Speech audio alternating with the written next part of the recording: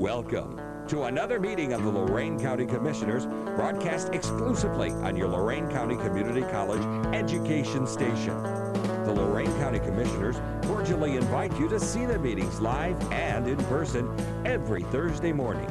The meetings are located in the Lorain County Administration Building, located at 226 Middle Avenue in downtown Elyria. The meetings start at 9:30 a.m. on most weeks.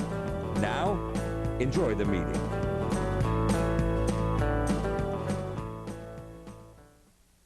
Would you stand for the Pledge of Allegiance, please? I pledge allegiance to the flag of the United States of America and to the republic for which it stands, one nation, under God, indivisible, with liberty and justice for all.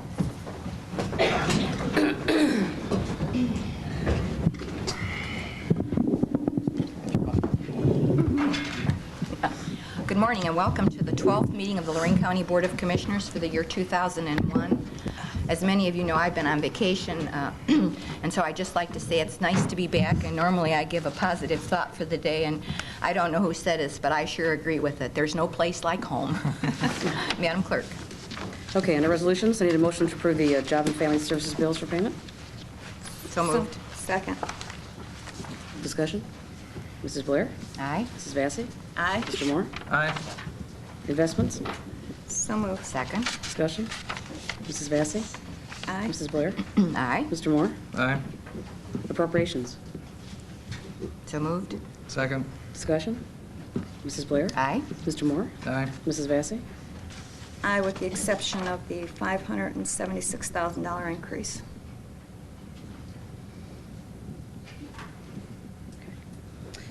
Transfers? So moved. Second. Discussion? Mrs. Vacy? Aye. Mrs. Blair? Aye. Mr. Moore? Aye. There are no advances today. Requisitions? So moved. Second. Discussion? Mrs. Blair? Aye. Mr. Moore? Aye. Mrs. Vacy? Aye. Travel expenses? So moved. Second. Discussion? Mrs. Blair? Aye. Mrs. Vacy? Aye. Mr. Moore? Aye. Approving bills for payment? So moved. Second. Discussion? Mrs. Vacy? Aye. Mrs. Blair? Aye. Mr. Moore? Aye. Sorry.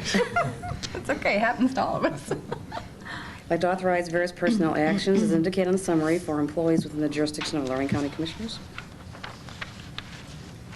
So moved. Second. Discussion? Yeah, could I see the personnel action sheet again?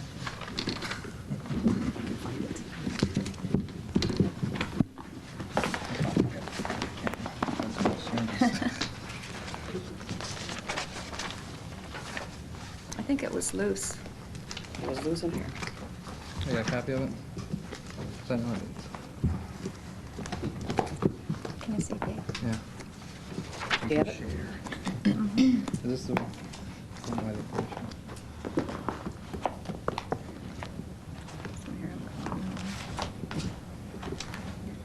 Oh, okay. It's not it. Okay. This is your copy, right? Okay. Someone has it? It was a loose one. Oh, Did That's you- okay, as long as this is Well, a you saw the copy of it copy? here, Okay, so all right. I'm okay with that, I think. So, You're okay? Okay. Mrs. Blair? Aye. Mr. Moore? aye. Mrs. Vacy? Aye, with the exception to number 4. Okay. Award contract to Crossroads Asphalt Recycling of Columbia Station, Ohio, in the amount of $23,249.30 for the Sheffield Lake Richelieu Roadway Resurfacing Project, a community development block grant fiscal year 2000 funded project for a street improvement. 3 bids were received, and Crossroads Asphalt Recycling was the lowest and most responsive bid received, complying with specifications. The engineer's estimate was $23,500. The CDBG funds will be provided for the total project. I'd like to note that the CDBG projects are federally funded, and Chapter 12 of the Policy Manual on Procurement specifically prohibits local preference bidding practices. The Community Development Department has reviewed and recommends approval. So moved. Second. Discussion? Mrs. Vacy? Aye. Mrs. Blair? Aye. Mr. Moore? Aye. I'd To support the Village of Sheffield, Ohio, and HKM to establish a community postal unit, a CPU, in the Village of Sheffield, Ohio. The post office on the east side of Lorain was recently closed. Notice has been given to the City of Sheffield Lake that they need to establish a CPU within their community, as their post office will likely be closed in the near future. The CPU is a location owned by a private business to operate a public post office, which will sell stamps and merchandise, except in mail and packages for the postal system. And Rebecca Jones is here for any questions. She can help. Did you I'd like want to hear a from little, her, yes. okay, where is Rebecca? Rebecca Jones from our Community Development Department. Good morning, Rebecca. Good morning, Commissioners. This project is something that is supported by Mayor Anderson. She has looked at some various sites throughout her township and feels that the location of HKM would be ideal for her community. There's easy access in and out of that site, and it's conveniently located in Sheffield Village. So she does support this CPU being located at HKM in Sheffield Village. I understand that this would be a first for an area. Yes, we have some similar, there are some similar CPUs that currently exist in drug marts, but this would be more expanded than that, and the post office is going to closing down some of their smaller offices and looking for CPUs. The CPUs are in fact staffed by the business that they're located in, so that it is a savings to the post office. Rebecca, can you explain the difference between the CPU and the United States Post Office? Well, it's very small. It's called a contract postal unit, and it basically just receives mail in, and then it takes everything and delivers it to a main site where it's then shipped out from there. It's not a full-service post office, although people could purchase stamps there and they could bring their mail into that site, but it would not be a full-service post office. It's extremely small, probably manned by one, maybe two people at the most. And actually, these people that man these post offices bring the mail to the regular post office? Yeah, at some point, the trucks deliver it to a warehouse or a distribution site for the post office where it's distributed out. It does not go to a regular post office. It goes to a distribution site. So The distribution post site office is a U.S. postal. It's a U.S. postal, yes, it is a U.S. postal site, but it's a site that simply distributes the mail out to wherever it's going to go after that. But it is picked up. It can be picked up by the post office, or it could be delivered by the CPU to the distribution site. So what they're doing is working together with the post office. Yes, that's correct. Any other Thanks, questions? Rebecca. Thank you, Rebecca. Also move. Second. More discussion? Mrs. Blair? Aye. Mr. Moore? Aye. Mrs. Vacy? Aye. I'd like to designate Saturday, May 19th, 2001, as Lorain County Tire Collection Day at various locations in Lorain County. Central Ohio Contractors will be the contractor for this event, and the collection will be held from 9 a.m. to 3:30 p.m. So moved. Second. Discussion? Mr. Moore? Aye.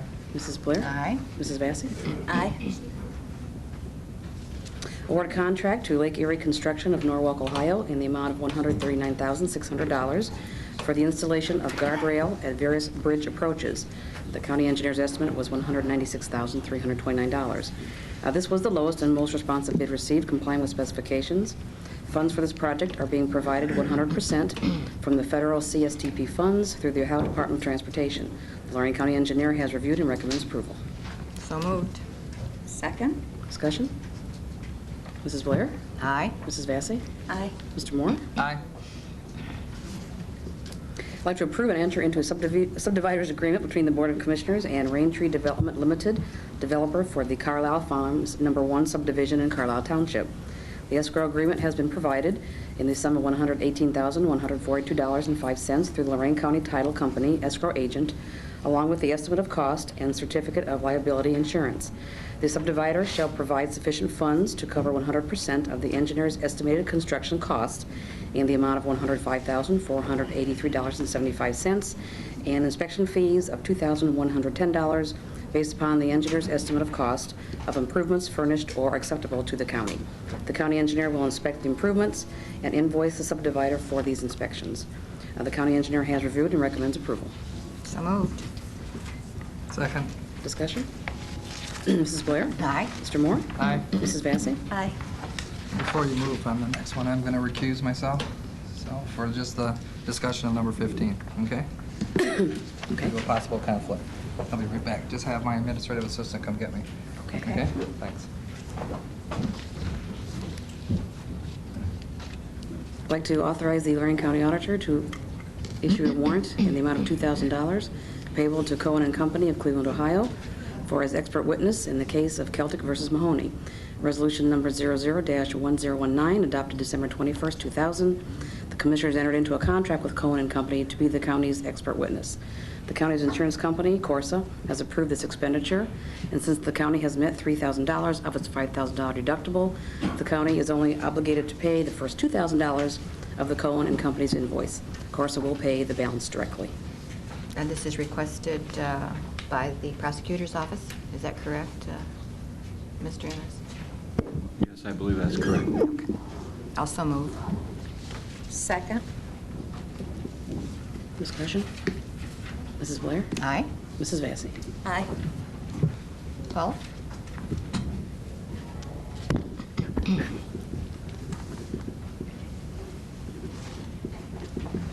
Thanks.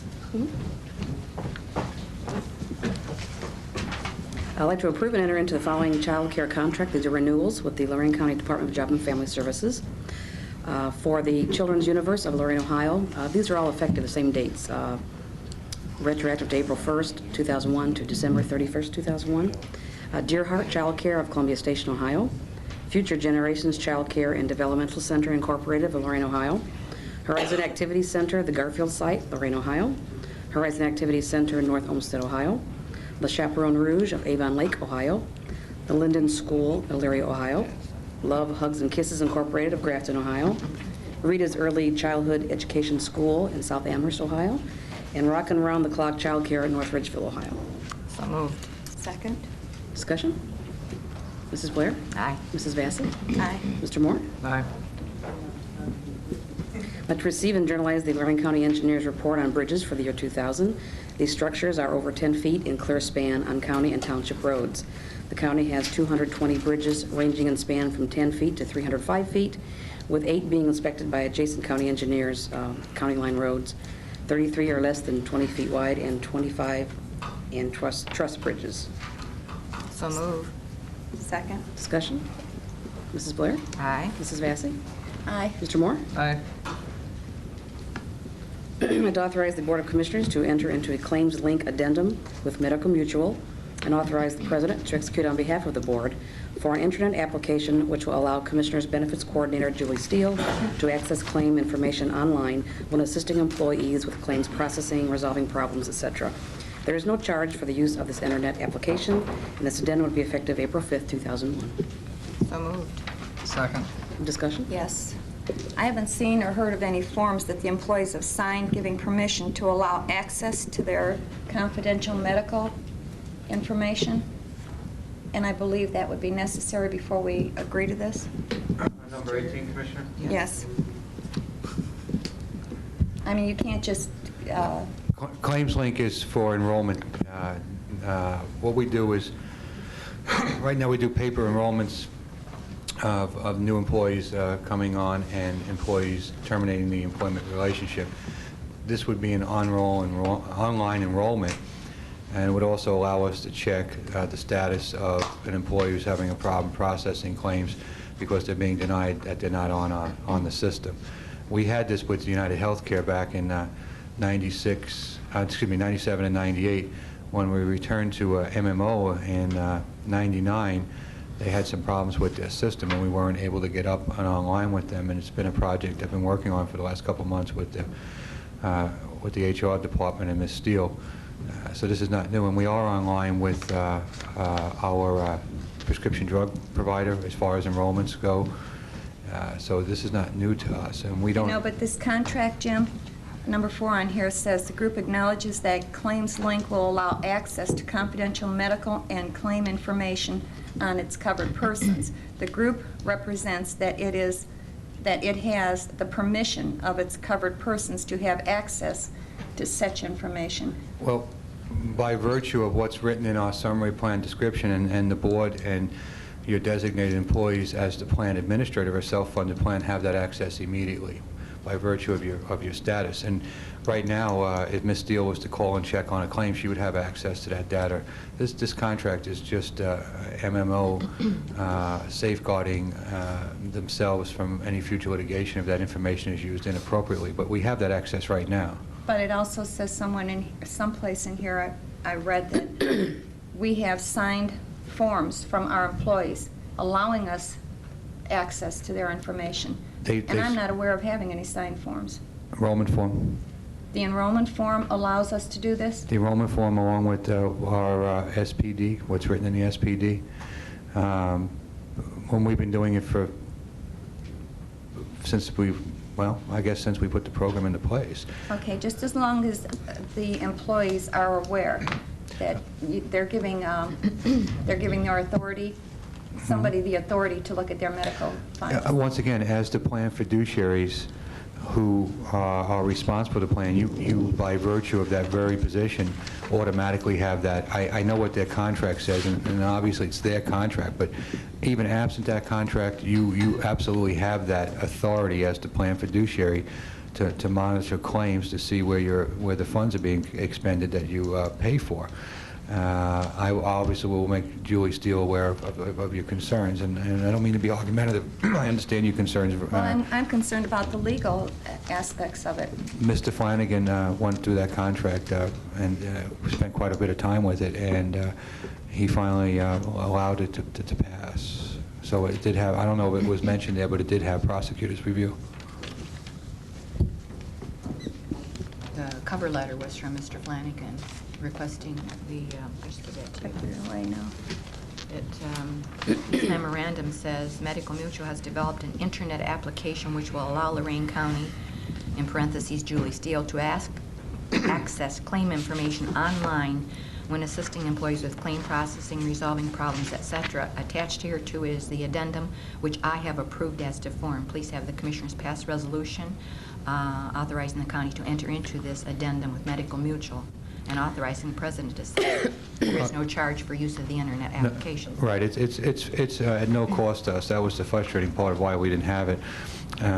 There's nothing more frustrating to an employee to go have submit a claim vis-a-vis their physician, and then 3 or 4 months later the claim is unresolved. It goes unresolved again, and then it's at a collection agency, and we're spending weeks and months trying to sort through paperwork, trying to figure out what the problem is. This will aid us in that, but the real genesis for this is the on-run enrollment, to be able to enroll people and take them off the program rapidly, more than the helping them with the claims. But it'll assist us greatly.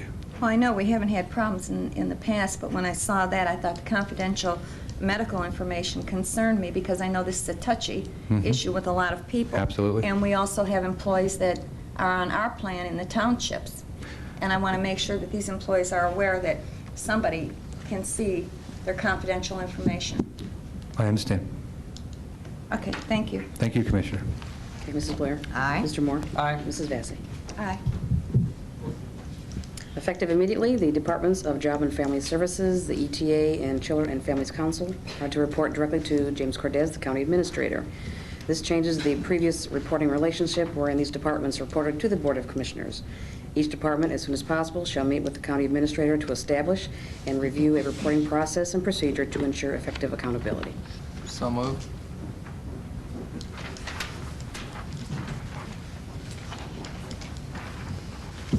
Second. Discussion?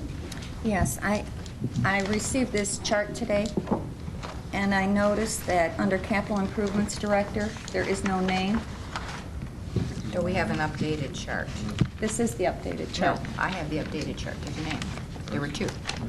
Sent one over to Stacy after we spoke, Commissioner, on Okay, because I just received this one this morning, and there was no name on it. One I got this morning.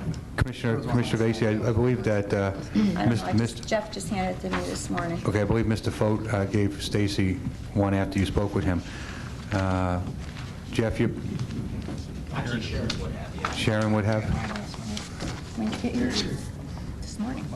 It came shortly before the meeting. I understood... Okay, I as long as understood. there's a name on it now. Yes, I understood your concerns, and I agreed with you, and we changed that. Yeah, I didn't see it last night.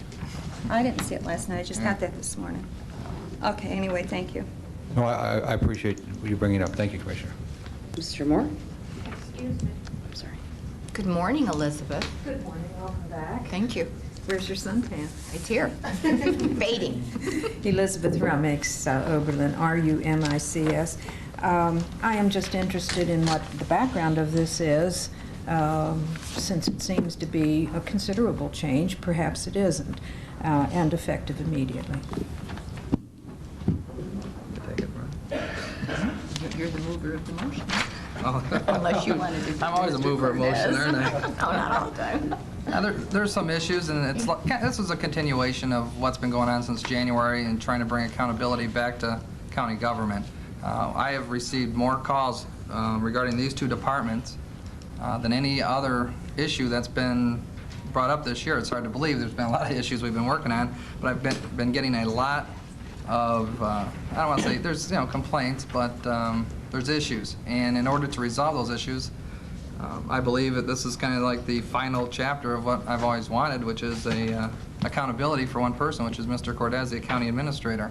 If he can't answer the questions for me, then I have to start going around to all the departments and finding out, which is not how this board should react. I mean, Mr. Cortez should have the responsibility, or at least the knowledge, to know if there's an issue, he should be able to resolve it immediately.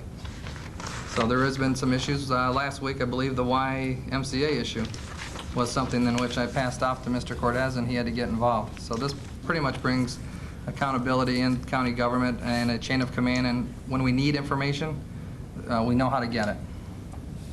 That's one Thank avenue. you. Do all departments report to Mr. Cortez, or just these two, or No. more?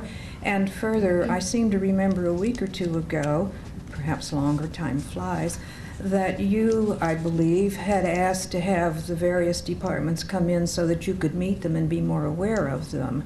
And this would seem to me to be providing to creating a kind of distance between the commissioners and these people, perhaps for time reasons or others. But to go back to my first question, do all departments report to Mr. Cortez? And if so, how many are there, and how many hours in his day does he have? Not enough. That's what this chart is. This chart explains the county administrator and his assistants that help him manage his the day-to-day operation of the county. I think Mr. Cortez wanted to speak. 17, 18. There are 19 departments listed on this chart in Mr. Cortez. I just wanted to count those up. Yes. I need to point out that they all have very competent directors in charge of them that are accountable for their department's actions, and we have some really fine people here at the county, and it's a pleasure to work with them, so it's really not that difficult of a task. Also, as far as having the departments come in, Elizabeth, I appreciate you bringing it up. I understood that Ms. Vacy wanted to have the boards come in and meet with us, and I assigned that task to the clerk of the board, and I think she's having her assistant work on that to set up a schedule. So we haven't lost track of that, but I'm a little bit vague on remembering having the departments come in here and speak. I'm not sure that I recollect that. Well, it was heads of the departments giving a little information on what their functions are.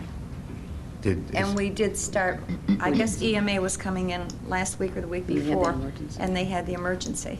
Okay. And then we did have John gave a background on what they do. I don't know if Yvonne did, Jeff. Right, I wasn't sure if we were going to schedule every department or as the need arose we were going to have them, but why don't we do this, Rox? Why don't you put together an official schedule so that we have something to work off of. We haven't, that'll keep us on track. I think what she was trying to do was to schedule them according to our agenda, when we have time on the agenda. Okay. This way we'll know when they're coming up, and you'll have a schedule so you can expect them at a certain date. And we're working on the board issue, Commissioner Vacy, so we haven't forgotten that issue either. Thank you, Elizabeth. I hope that answers your question. Okay. This is a nice chart that we got this morning. I'd like to see the same type of chart within some of these underneath some of these directors. I'm not talking about every employee, because I know Mary Lou has quite a few, but I'm talking maybe in a supervisor. We have them, and I'll provide them to you. Okay. Okay? We have a whole book. Yeah, in fact, I'll have Mr. Foten sit down, and we'll take a look at it, make sure it's updated. We'll try to get you copies of that in a day or two. Okay. Thank you. Stacy made copies of the chart if anybody would like them to. Stacy, you want to put those on the back table? It's easier for them to pick it up. Okay. Which one is it? Mr. Madam Moore? Clerk. Aye. Mrs. Vacy? Aye. Mrs. Blair? Aye. I'd like to amend Resolution Number 01-28 that was adopted January 8th, 2001, which stipulated payouts to Lorain County Transit only through March 31st of 2001. This amendment will authorize a continued payment to the Lorain County Transit for the balance of the year 2001, April through December, at the present monthly payout sum of $128,000 per month. The total year payout, including first quarter, equals $1,537,000, which has been included in the 2001 County General Fund budget. So moved. Second. Discussion? Mrs. Blair? Aye. Mr. Moore? Aye. Mrs. Vacy? No, I'm sorry. No. Just aye. No. I'm sorry. Okay. I feel the LCT budget and spending needs to be thoroughly reviewed by our budget department before I can decide to give them any more money. Okay. And amend Resolution Number 01-136. It was adopted February 8th, 2001, which approved $576,000 additional appropriation to the Lorain County Transit. This amendment will approve additional payment to the transit in the total amount of $576,000. This should say for the period, this should read March instead of February, March through December 2001, at the rate of $57,600 per month. So moved. Second. Discussion? Mr. Moore? Aye. Mrs. Blair? Aye. Mrs. Vacy? No? Okay. Okay, comments, Mr. Cortez? I don't have anything this morning, thank you. Okay, Assistant County Prosecutor, Mr. Ennis? I have no report this morning. Commissioners report. I have a couple of things that I'd like to discuss. First thing, I'd like to schedule a date and time for the board to review the budget. Ms. Vacy, I have your request here. You sent it to my attention, and what I had originally thought of doing was having that done in an administrative session on one of our Tuesday mornings, if that would work out for you, or do you want to do it in a public session? Well, I would ask Jerry if it's possible to do that in a work session, or should it be done publicly. It doesn't matter to me. I'd do it in the public. You can have an informational gathering thing, but you cannot have, I'm not exactly sure how far you're going to go. You cannot do any kind of decision-making or merit evaluation type things. Then I think we should do it in a public session, because I'm prepared to ask for some decisions. Okay. I'd rather wait until we see Mr. Rocase's 3 to 5 year budget plan before we make decisions. Well- I asked that about how much more time do you need till that's completed? We talked about 60 days, Commissioner, Right. about 30 days. Yeah, it's only So- be about maybe 2 or 3 weeks tops since we discussed Okay, that. has it been? It seems like you've been Flies. here forever, I know. Not at all. Okay. It seems like yesterday we were together. My concern is how if we're going to start looking at the budget, I'd like to see what the projections are going to be for the next 3 to 5 years before we start cutting or making decisions such as that. I mean, I don't want to start making decisions without seeing what Mr. Rocase's next 5 year projections are going to be, because some of these programs are not just 1 year programs. Well- So I'd like to see what he comes up first before we discuss the budget on. I mean, that's step one, is basically see what the projections are going to be, But we and then can- review where we're going to have to make the necessary decisions to make it more efficient. So But Well- there are, we know which ones are 5-year, which ones are 1-year spending, so.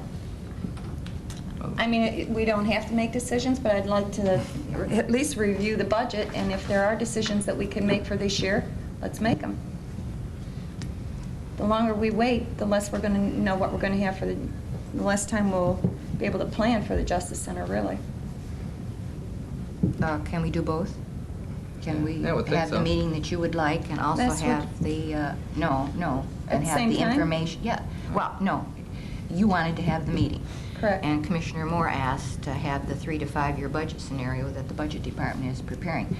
I think we should combine them and have that information, and then we can look at the whole picture. Can we do both at the same time? That's what I'd like to do.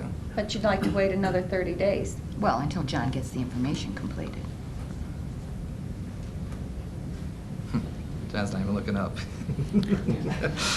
Don't look at me.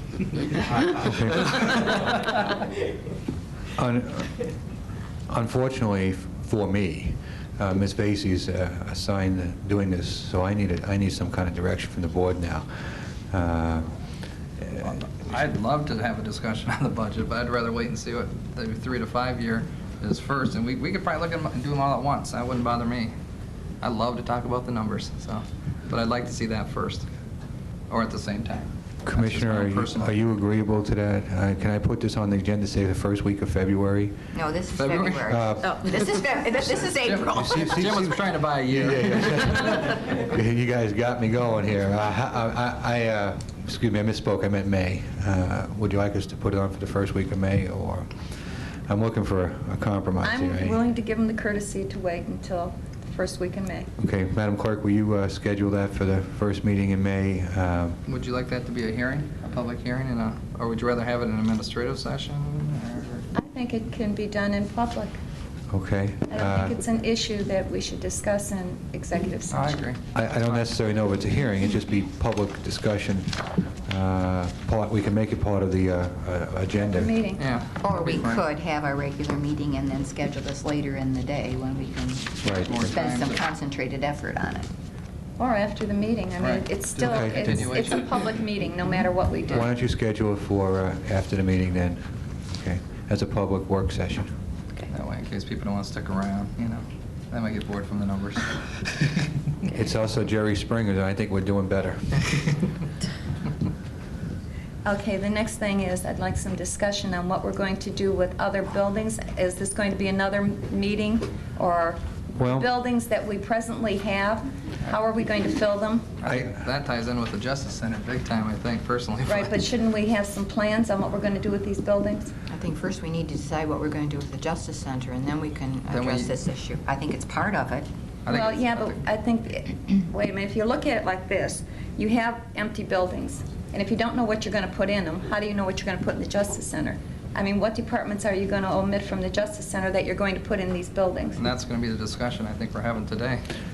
That will be part of the discussion today, based upon the plans brought back by the architects. I believe that there's going to be the need for retaining some of these buildings that we originally didn't plan on retaining, depending on the plans that they present to the board today. You and I are aware of one issue, possibly with the adult probation, that we have to find a building for them, obviously. Some of these I could address to you, Commissioner, but some of them are really dominoed off of what we do with the Justice Center. I wouldn't mind going down the list with you if the board wanted to. If they want to wait, that's whatever the Well, desire of the board is. let's wait until we hear from the architects, Okay. but I think we're going to have to make a decision pretty soon, because we've got buildings here that have to be renovated, and we have to know how much it's going to cost, and that ties in with the cost of the Justice Center. I agree, Commissioner. Thank you. Okay? Anything else? No, yeah, one more thing. Jim, did you set a meeting with the Board of Elections yet? That ties in with I all haven't this, set a too. meeting with the Board of Elections, but I am prepared to update you as to where we're at. My initial recommendation to the board that I did pursue was to extend the lease on the Board of Elections in Lorain to match the election, the Board of Elections in Elyria expiration of their lease contract. I have met with Spitz's management. They're somewhat agreeable to that, and I should have a proposal by the end of this week to extend that lease. I also requested a 30-day, a month-to-month at the end of each lease, just on the chance that we were running into some problems making a move, or we hadn't finalized our plans, so we wouldn't have to be out by a firm drop-dead date. They were somewhat agreeable to that. I haven't seen the terms and conditions yet. We just ran some numbers by each other, but once I get a term sheet, I'll feel more comfortable telling the board what the cost of that's going to be. Once I've secured a location, at least until the end of next May, next June, then I would like to schedule a meeting with this board and the Board of Elections to start having some dialogue concerning desires. That is one Board of Election, two Board of Elections, Elyria, Lorain. I need to narrow the scope. There's a lot of different feelings on the issue, and that needs to be narrowed by both the boards. So as soon as I know I don't have to get the Board of Elections out of Lorain by August, I think that it would be at that time that we could set that meeting up after we sign a lease extension agreement. Have you heard from Spitzer's? Are they agreeable to a month-to-month? Yes. I met with them up here, and I'm just waiting for the term sheet right now. Okay. All right, thanks. Thank you, Commissioner. That's it? That's all I have. Commissioner Moore? I'm fine. I have two items. Number one, I would just like to announce that the Lorain County Community Alliance is meeting tomorrow morning at 9 a.m. in North Ridgeville at the Johnson Wetland Center meeting room. And this is one of their newer facilities, and Dan Martin will be there to update us on the Metro Parks and what's going on there. And then I think Commissioner Moore is going to address the and new economic development initiatives for the county. And this is a meeting that's open to the public. We invite anybody who would be interested to attend, and there's some agendas floating around here someplace. The second item that I would like to ask the board's support on is a resolution for the USS Lorain County to be returned to Lorain, Ohio. The city of Lorain has already passed a resolution in support. This is from the Ohio War Memorial Incorporated. There are several pages of information about this warship, but it's one of a kind, and it is named after us, and they are asking for no funding from the county now or in the future, and I think we ought to support this issue. Did you get a chance to look at it? Okay. I'm all for it. Thank you. So then I'll so move. Second. Third it? Good. Mrs. Blair? Well, Aye. Mr. Moore? aye. Mrs. Vacy? Aye. Thank you. Well, you seconded It was a joint. It was a joint. Is that all under? Yes, Commissioners? thank you. Okay. Old business, we have an issue on the ban on foreign steel products. Jerry, did you do any research on it?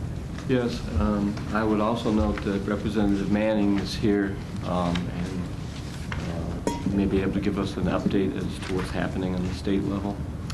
Welcome, Representative Manning. Thank you very much. Would you like me to? Would you come to the podium so that you can be properly televised? Pardon? Thank you very much, Madam President and Mr. Innes and other members of the commission. My name is Jeff Manning. I'm a member of the 124th General Assembly. I'm from North Ridgeville in Lorain County, proudly from Lorain County. I'm here today because I have no life, and I was watching TV last Sunday, and I was watching your board meeting. And I took great interest when you began discussing the steel issues in the state of Ohio. I have a particular personal interest in that because I'm a Lorain Countian, also because I'm happen to be a former steel worker and come from a steel family. Back to when my grandfather retired from the mill in Lorain. So steel is in our blood, in our family, and I'm fortunate to be a member of this General Assembly where this issue has come to the forefront. I was fortunate enough in January to be appointed by the Speaker of the House of Representatives to be the Ohio House's representative on what's called the Ohio Steel Industry Council. The Ohio Steel Industry Council is a creature of statute which has been around for several years.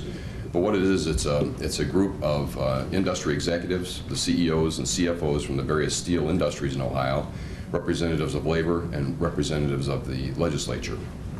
I happen to be the representative from the Ohio House, and shortly after I was appointed from the Ohio House, Senator Armbruster was appointed from the Ohio Senate. This became a more important group, or at least it was always been an important group, but became a more focused on group in January when the crisis in the steel industry began to get some public attention. An emergency meeting of the Steel Council was called in February, and Governor Taft appeared before that council. We met in Cleveland. Various industry leaders were there and members of the council, and some public attention was finally given to the crisis that has been occurring in the steel industry in Ohio and in the United States. And from that point until today, there's been a great deal of activity that's been occurred, and I might add some long overdue activity. We made some commitments as a legislature. The Speaker of the House was there, and the President of the Senate was also present at this meeting. We made some commitments to this Steel Council at that meeting, as did the Governor. And we've started to try to deliver on these promises. Shortly after that meeting, I introduced in the House House Concurrent Resolution Number 8, which you discussed briefly when you were here before. At your last meeting, House Concurrent Resolution Number 8 is a resolution that it's a simply worded resolution. It just signals our commitment to the steel industry. And what it does is it asks our colleagues in the United States Congress to take whatever actions necessary to stop the illegal dumping of steel that's been occurring on our shores. I heard you discuss briefly what steel dumping is. I think we all have a feel for what that is, but essentially what that means is that foreign producers are producing steel at under the cost of they're producing steel, and then they're dumping it on our shores at under their cost and selling it at under their cost of production. It's difficult, if not impossible, for our steel industry, despite how productive we've become over the last few years, to compete with that. And over the last 8 years, on a national level, there's been very little done to stop this from occurring on our shores. And in fact, the process to pursue steel dumping cases has become so complex and so expensive that, in my opinion, that's what's driven some of our companies into bankruptcy. To give you an example how steel dumping cases pursued is, you have to identify the specific steel that has been dumped on your shore. It's then the burden's thrown back on industry to pursue that case. Sometimes takes years to work its way through the process, and by the time a judgment, an order is given, and a monetary damage is issued, that steel is no longer put onto our market from that particular producer or country. They just move it next door to another country and then start dumping it all over again. So it's a chess game. We're constantly following this dumping around the world, and in a global economy, this has become impossible, nearly impossible to do, and very expensive to do. And the burden has been thrown on an individual case-by-case basis upon our steel industry.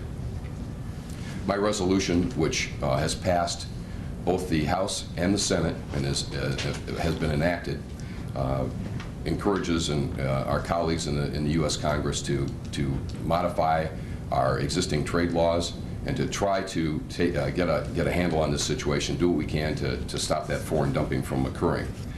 I was also a co-sponsor of Senate Bill 11. Senate Bill 11 is sponsored by Senator Hagan, and I was invited by the governor last Thursday to the signing of this bill, which took place in Youngstown. And it was a large group of steelworkers, steel industry representatives, and members of the legislature who were involved in these current steel issues were there, and the governor signed this bill into law.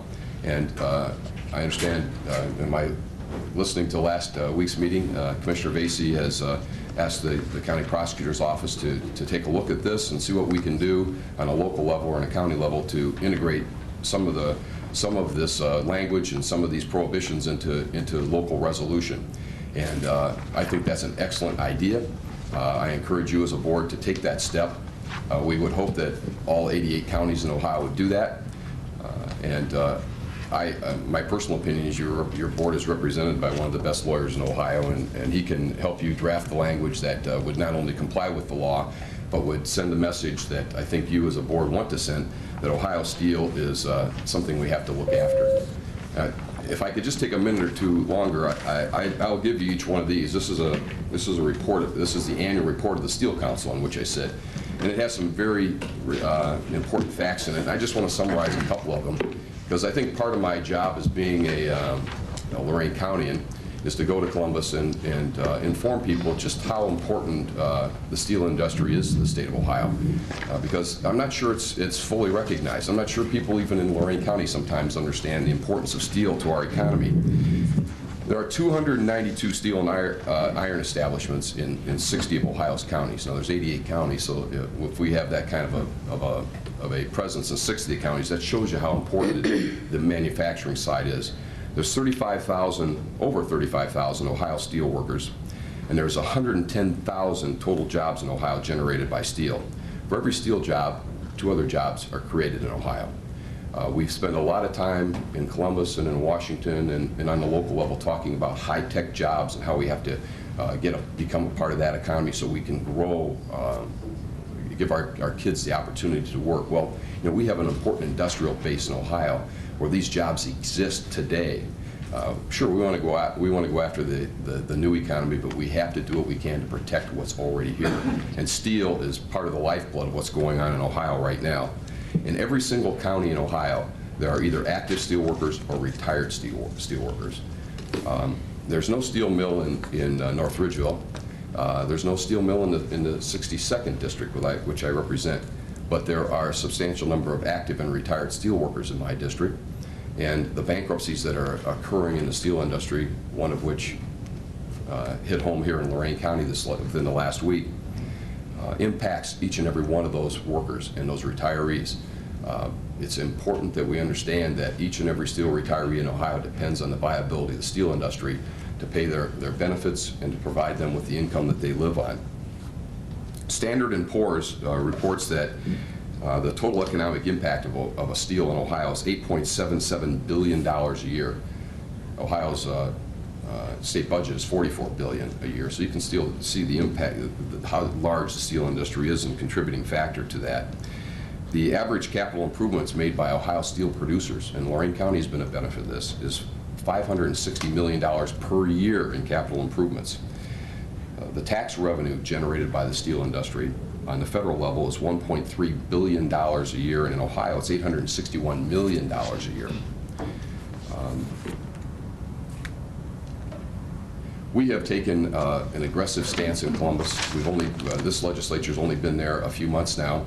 Since that time, we have passed my resolution, House Concurrent Resolution number 8, Senator Hagan's bill, which has some teeth in it, in our opinion, to stop illegal dumping from taking place. Another important thing that we've done is I'm Vice Chairman of the Transportation Committee in the House, and Senator Armbruster's Chairman of the Transportation Committee in the Senate.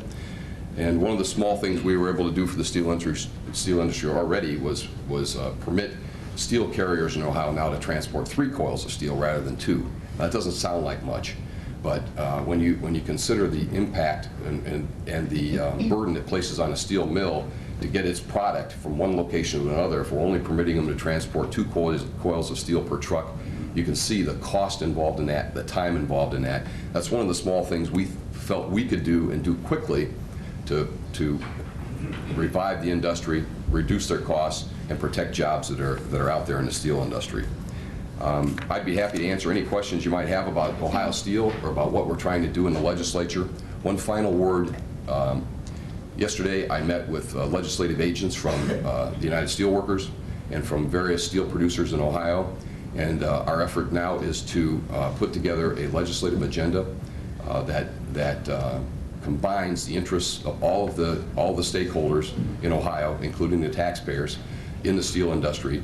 And we are proceeding now to put together a legislative agenda, the small things we can do in the state of Ohio, in addition to what we've already done to help steel survive in Ohio, to protect our steel jobs, to encourage more steel jobs, and to protect the interests of our steelworker families who depend heavily on what happens in the future to not only to Republic Steel in Lorain, LTD Steel in Cleveland, but all the many steel and iron producers in Ohio.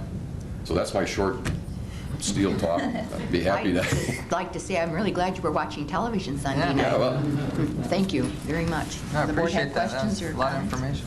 Well, since the last week, I talked with Tom Lehman, Local 1104, and he gave me some information, and I tried to contact this person. He's a trade and customs expert for American Iron and Steel Institute, and I believe he can help us in regards to the documentation, how we're going to realize whether this is domestic or foreign steel. I think that was one of our problems, how we're going to follow through to find out where this steel really came from. But it has to start at the customs line someplace. So I really believe that this gentleman can help us. I called him yesterday. He's not going to be back until the 9th, but I will contact him again, and he'll send us some information, I'm sure. But in the meantime, I would like to move to ban the use of foreign steel on all projects that are funded by and constructed for the exclusive use of the county. And that would include the engineer. And by the way, we did get support from the engineer. Correct. I'm sure you saw a letter from him. Okay, enforcement provision that should be included in the resolution, as well as in the bid specification and contracts, along with the documentation that the products are domestic and not foreign. The documentation should be approved at the bid level or the building permit level. And then we can work on that. I do have a question. You said enforcement provision should be included. In our Enforcement how? resolution and in our contracts. But What kind of enforcement provision are you looking for? We had a Yeah. rough draft of a resolution, and I'd like to start off with that rough draft This one and here? have, no, Roxanne gave us This a one here? rough draft. No, I don't think that was up here. I believe you had a copy of that. That's the original. One of That's the the, original. You got that one here. That's yours, right? Betty may not have. I it. don't Oh. have one. one of the problems we discussed last week is, unlike where the state legislatures is able to enact criminal penalties and civil penalties, the county does not have that ability to do that, so the only real method we have of putting some enforcement into this is by enacting some kind of damages or penalty into our individual contracts. One of the things I was curious to know is, and I think Commissioner Vacy brought it up a little bit, how do you, on the state level, is there anything they have ideas as how you go about enforcing this? One of the concerns I have is if we just put a blanket, you shall not use foreign steel, and then put that burden on the contractor, and the contractor has no way of assuring that. We don't want to put, something upon our contractors who in good faith are working with us that makes an impossible thing for them. So are there some ideas on the state level as to how this can be found out, I guess, is the question. Madam President, Mr. Ennis, that's one of the difficulties with enforcement. The steel doesn't come out with a stamp on it that says made in Russia or made in Brazil. So there is identification is a problem with the steel that's being used, because it doesn't tend to be delivered in Miami and then trucked to Lorain County and put into a building. It tends to, in sort of the shadows of the steel business, work its way around the country and then come into a construction project. So it's going to be an expensive proposition to trace the source of the steel. And the other thing I might add is all foreign steel isn't banned under the current legislation in Ohio, because there is some types of steel that is manufactured foreign steel that's manufactured that's necessary and is not produced in the United States. Certain types of I-beams and things that are used in bridge construction just aren't made by American manufacturers. So it's not a complete and total ban on foreign steel. It's so you have to be cautious in what you do in your legislation. I would suggest that you track the state law in terms of your warnings that you put into your contracts. And Jerry, Mr. Ennis is correct. Criminal penalties I don't think would be possible on your level. However, you stating could. that when this steel comes into the United States that it's reformed or reshaped? I mean, what form does it come into the United States that it's going to lose its identity? Well, sometimes it is reformed and reshaped. Sometimes it's moved around, as I say, the shadows of the steel industry, where it's taken from one location to another. And the original I mean, you can trace that steel through bills of ladings and, Sure. and things of that nature. Through the customs but office. But it's not an easy thing to do, and it's going to be an expensive thing to do, because someone's going to have to follow that steel through the distribution process. And it's easy to get something from Miami to Seattle to Chicago to Cleveland and to have it pass through different wholesalers and distributors' hands. And it's not always an easy thing to find out that a steel that's going into your public improvement project is foreign steel, because it looks the same as steel that's produced in Lorain County, for example. Well, when I talked with Tom Lehman, and Tom talked with Larry Mosar from the American Iron and Steel Institute, and according to Mr. Mosar, the thing is, you get documentation at the bid process or at the building department permit level. So someone's going to have some documentation that this came through the customs office or it didn't come through the customs office. But I think that this gentleman can probably help us to determine how we can figure out where this steel came from. But I think it's going to stop right there with the contractor. It's going to be up to them to prove where this steel came from. That's my opinion. I don't know. I could be wrong. Well, and I agree with you. That's an excellent idea. The only thing I would caution you is that you ensure that your contract language says that only penalizes someone who knowingly or recklessly uses foreign steel. That would probably preserve your bid process to the extent that you'll have bidders. If someone comes in and it's a absolute liability situation where if they unknowingly use steel in their project that they've been assured is domestic, properly manufactured steel, and it turns out that they were relying upon documents that had been falsified or fraudulent, I think the number of bidders you'll get on any public project will drop if there's a strict liability standard. And again, Jerry can advise you on that. I'm not here to do that. These are complex issues. I think you're taking the right track, and if I would recommend you adopt the warning language directly out of the Senate Bill 11 and incorporate that into your bidding documents and into your contract documents, and that'll give Lorain County steelworkers the protection that they need.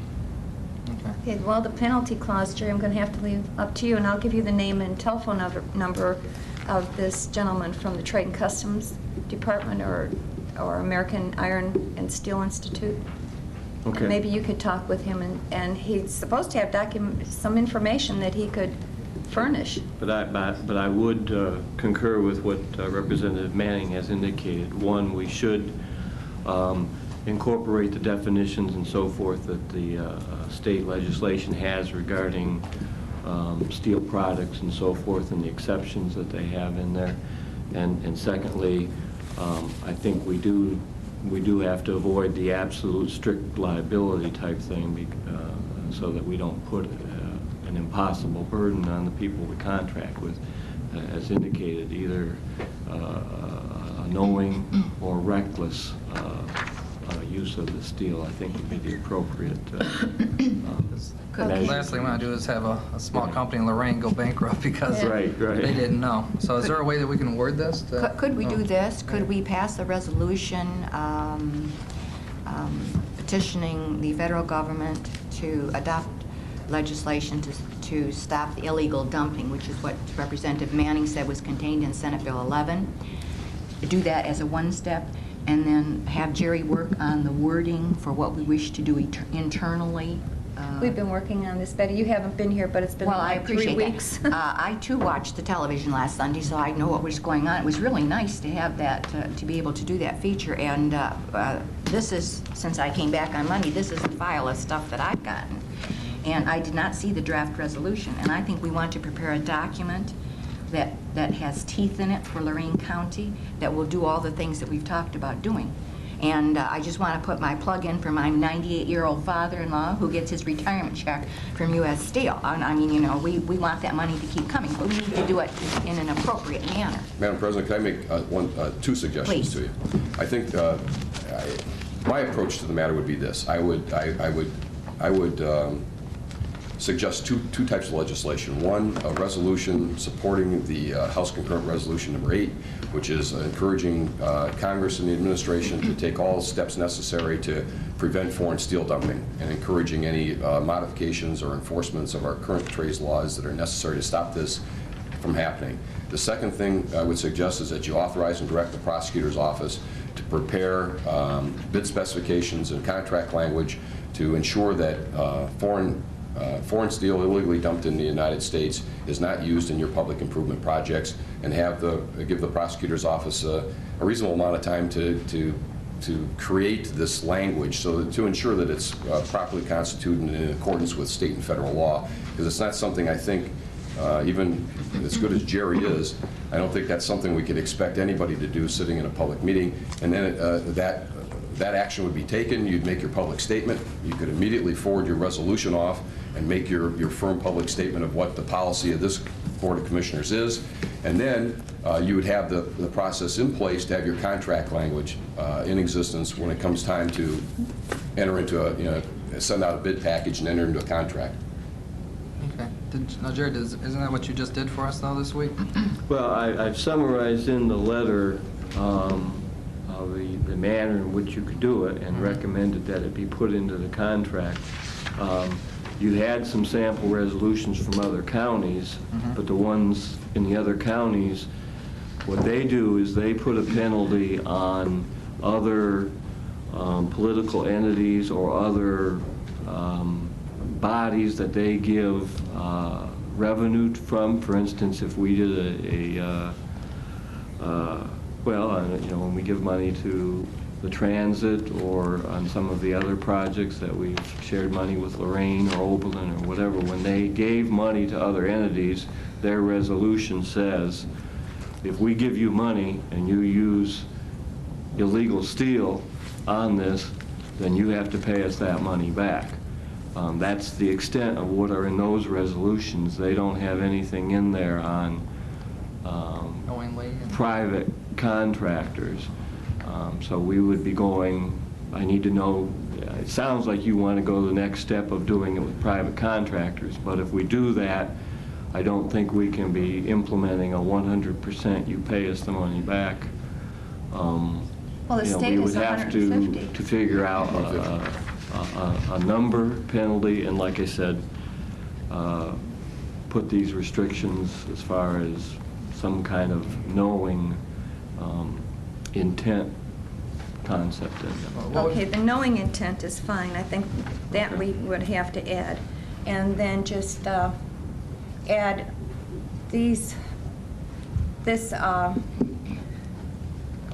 well, what are we calling it? The provision? You do want to do it across the board, is that? Into the contracts and in the specifications. And then in regards to the penalty clause, I believe the state is 150%, and the one that we drafted here was 100%. And not only that, Jerry, but if you're talking about putting it on the other communities that we fund, we possibly could fund money to or however, but when you're doing that, it's still going to go down to the contractors. Some contractor's going to use that steel. The community's not going to do it. So why would you put a penalty clause on a community? It would have to be whoever contracted with that I'm just community. explaining to you what was in those other resolutions, and it sounds like you're you just- want something different from what was. By doing it that way, you're forcing the community to put it in their contracts to go to the private. You're just ensuring that Yeah. our intentions are being passed on, right? Is that- But By- you're not saying any penalty for the contractor. You're just No, that'll saying be on their the job. community. But if you're a community and you have a penalty if you go a certain direction, you better make sure you pass it on to the private individual who caused you to be in violation of that penalty, if I'm correct. I mean, that's the intention. And what's the best way to get this, what's the best way to have a solid, strong resolution? Well, So that it has I can go ahead and. That it's and- written out, that we can three look at and say, this is what we want. It's just I need What's the best way? assurance that what you want is something that will be in the contracts, and I think that's pretty clear. And then you want, I can draft it so that I can leave open whatever penalty, and you can decide at a future date whether it's going to be 100% or 150% or whatever number 100. you want to put in. I want 100. Yeah, we might as well keep it. Okay. Jerry, we So have what this else do- draft resolution. Can't we start with this, put our penalty information in here, and I think we would have to include in here that it would be that the penalties will be included or all the information, however you're going to word it, in the specifications and the contracts. That has to be a part of the resolution. But we could start with this draft resolution that we have and include, and we can decide now what we want to include. I'd much rather have Jerry prepare a draft resolution for us. That refers to the pass-throughs that other counties make and community development monies or something that Jerry just referred to.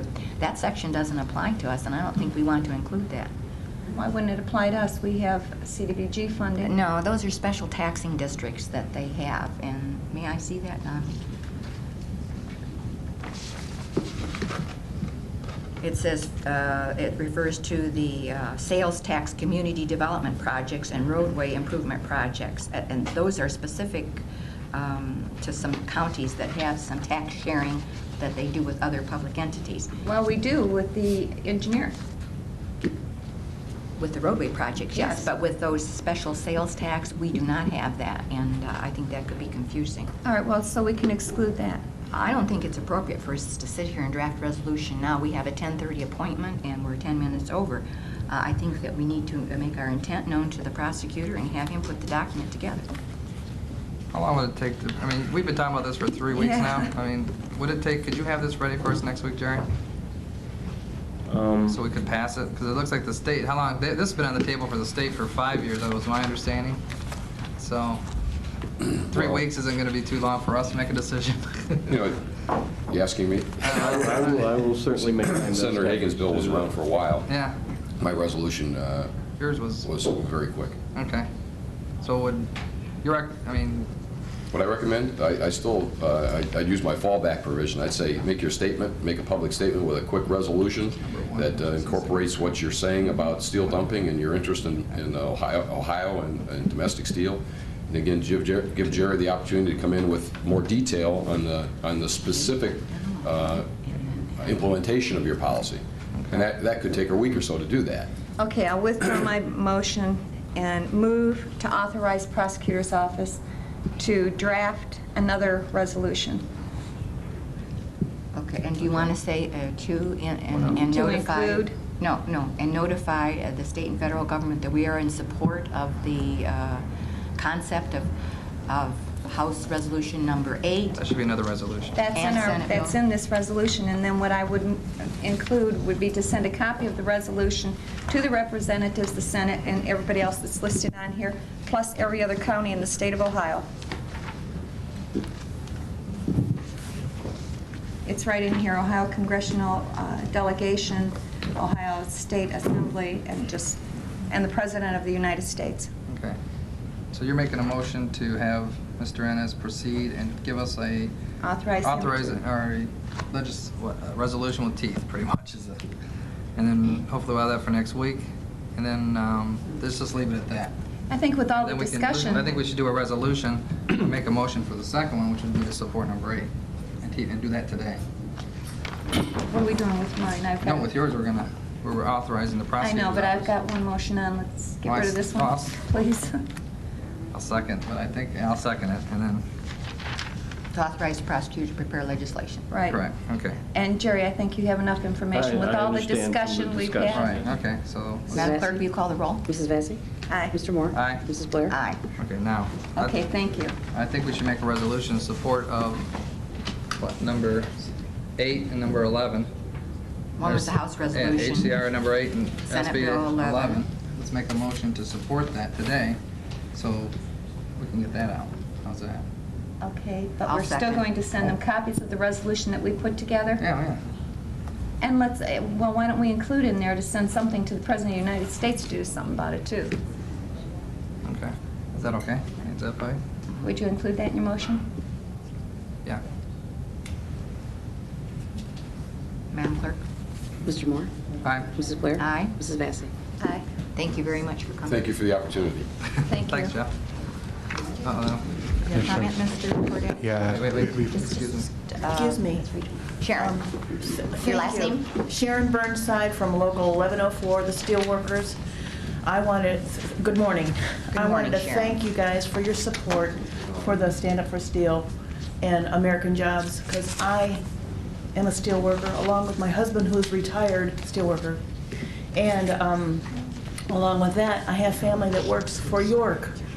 They're steelworkers who are losing their jobs, so any support you can give the steelworkers for the illegal dumping of the steel and to help promote our jobs, we appreciate. Thank you for Thank you. coming this morning, Sharon. You know, if it was up to me, I'd even ban the York products from all of our construction projects, but I know I can't get away with that. Just make sure when you put in that air conditioning unit at your new building that it's not made in Mexico. And I noticed at our last meeting, Larry Iantelli, the president of the union, was here and made a presentation. I saw him last evening and asked him if he was going to be here today, and he said no, they were going to Pittsburgh, so they sent you. Thank you for coming. Mr. Cortez, you still have something you want to say?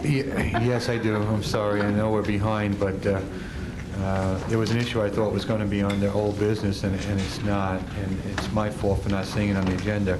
But that has to do with the extension out at the county garage. And I see Mr. Carney is here with his staff. And the board asked me to investigate, share those, please, why the cost of that building went up. And he has prepared this correspondence, and he's here, and he's prepared to discuss it. And I really prefer that even if it takes us an extra 5 minutes, I know we're behind, that we do this today while those gentlemen are available, and maybe he can speak while you look at this correspondence to explain the increased cost. Mr. Carney, county engineer?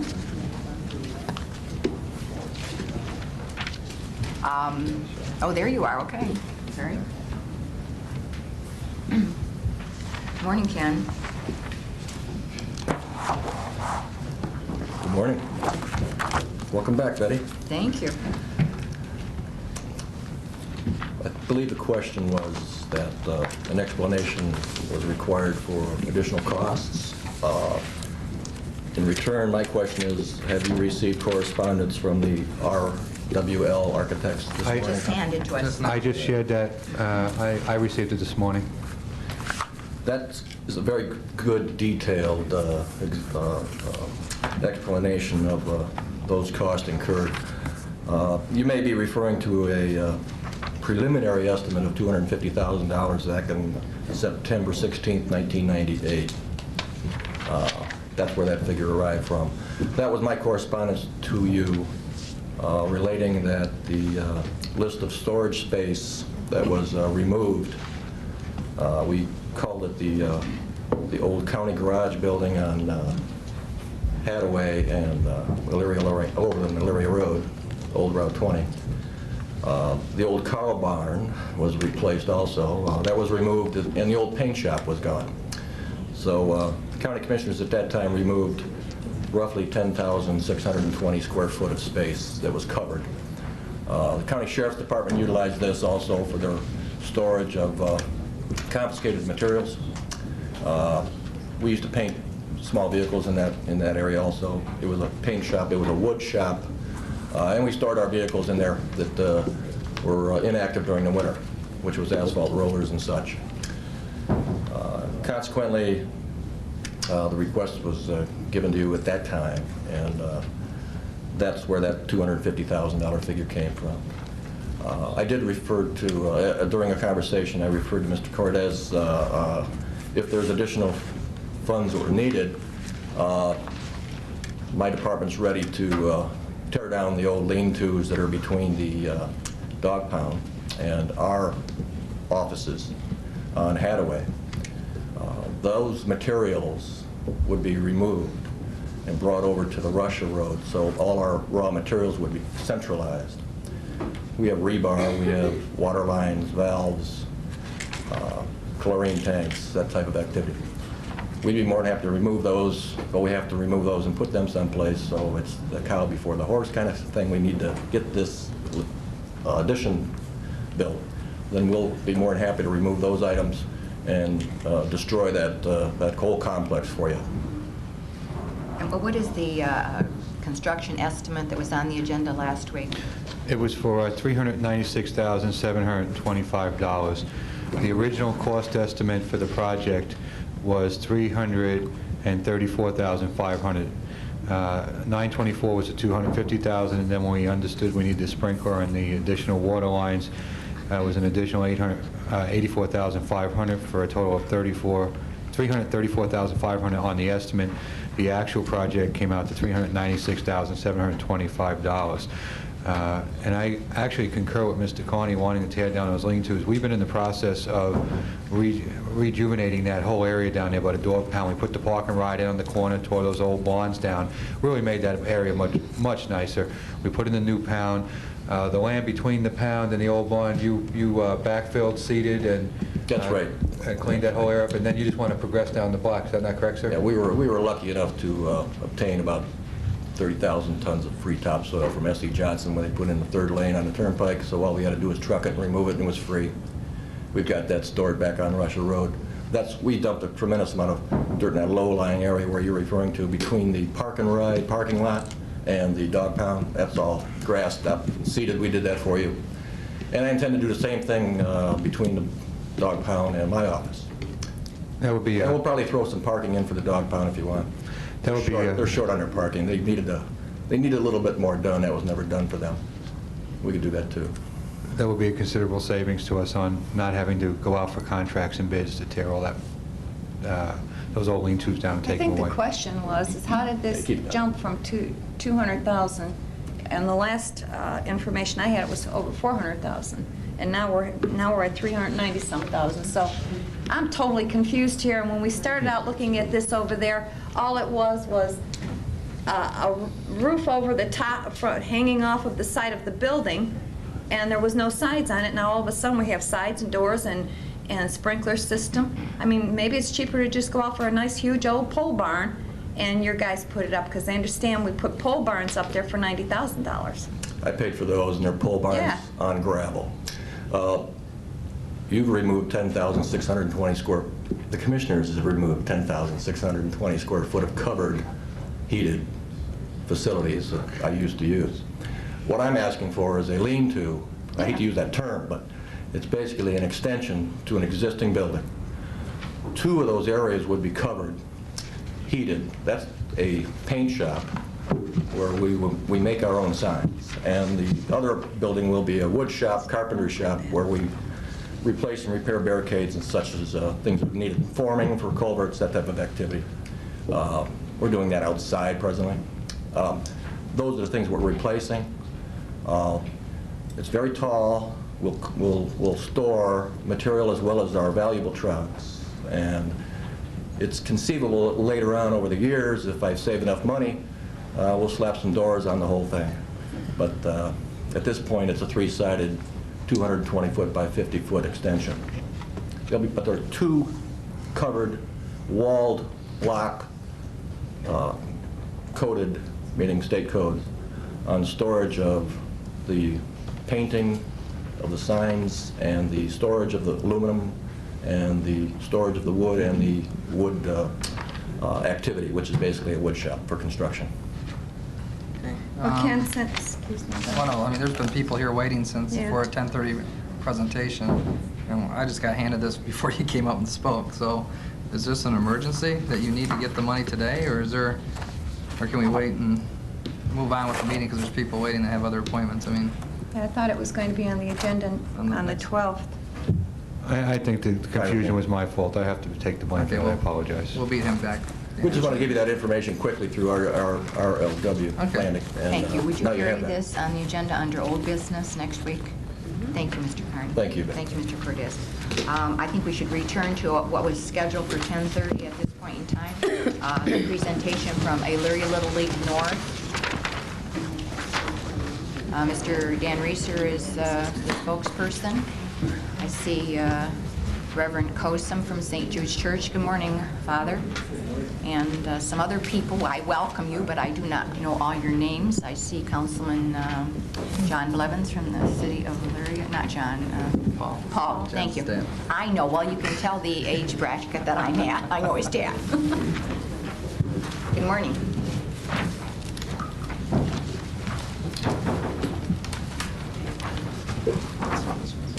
Good morning, and thank you for letting us come here to speak today. Commissioner Blair, Commissioner Moore, Commissioner Basie. I'll introduce the people to you so you know who they are. Thank We have Father Kosum, pastor of St. Jude's Church. Welcome. We have Jack Serra, who's the president of Little League North. We have Paul Blevins, who's a councilman that affects his people in his ward for this project. Frank Gustav, the Director of Parks and Rec. Mayor Grace is here somewhere. There he is over there. And who's the I'm here- handsome gentleman holding the Oh, drawing? I'm sorry. My easel. Mr. Phil Baptist, who's the treasurer of this Friends of Little League North group that we formed. And my name is Dan Reeser. I'm the chairman of the Little League, Friends of Little League North organization that's come before you today. What we're here for is primarily some help from communities far and wide to start this process. Little League North, just to do a brief summation of where we're at. Little League North is one of the 4 Little League organizations that's part of the city of Elyria, that's in the city of Elyria, and it's divided into basically 4 quadrants in the city. Little League North, as you've been aware, St. Jude's is going to be adding a villa for affordable housing for some seniors on this property where it's now known as Little League North. Little League North has to find a new home. That's what we formed this organization for. A lot of people didn't know where to go, what to do, how to put this thing together, and since I played there 30-some years ago, and Mr. Baptist played there A little less. We don't need to get into specifics, but our kids are now playing there, and we have to have a place. This affects over 600 kids in this area of the city of Elyria to have a place to play. We've had to search high and low to try to find a piece of property big enough that would suit their needs. Through conversations with the mayor and myself, we coordinated a location in the city of Elyria. It's located at North Rec over off of Duffy. There's a wooded section of property that's undeveloped currently of 21.5 acres. We've entered into a tentative arrangement with the city and the mayor to use this property and develop this property on behalf of Little League North at the expense of Little League North. And so as a result, one of the things that we have is we're on tight time constraints to be able to find a home right away, because we lose the place to play after this summer. Father Kosum has been able to extend the original deadline, which was July 1st. He was able to extend that to the entire season for Little League North, so they don't have to worry about it finding something this summer. But next April is coming fast. And to develop this piece of property, it's completely fully wooded at this time, undeveloped. It's going to take probably a full year to get this done, and with a lot of hope and a lot of prayers, we'll be able to get that accomplished. Obviously, it's going to take a lot of money, and we're looking for a lot of help from a lot of people. We've gotten an overwhelming amount of support from developers, from builders that are willing to help, to small businesses, to large corporations. A lot of the programs that these corporations have are a lot of matching grants, matching funds from donations, and hopefully what we're here to do today is, through the solid waste district fund program that you have currently in place, is to request up to $100,000 of recycled materials to be used on the development of this park. This project is going to cost us at least $350,000 to $400,000 to put this together. This is not asking for 100% funding, but just a small fraction. We may not even use a full $100,000 of recycled materials, but we'll use up to that amount, and whenever we don't use or can allocate for this process, obviously we will not use it for something else. We will just use up to that amount that we can use, and that's all we're asking for, but with a top cap of never exceeding $100,000.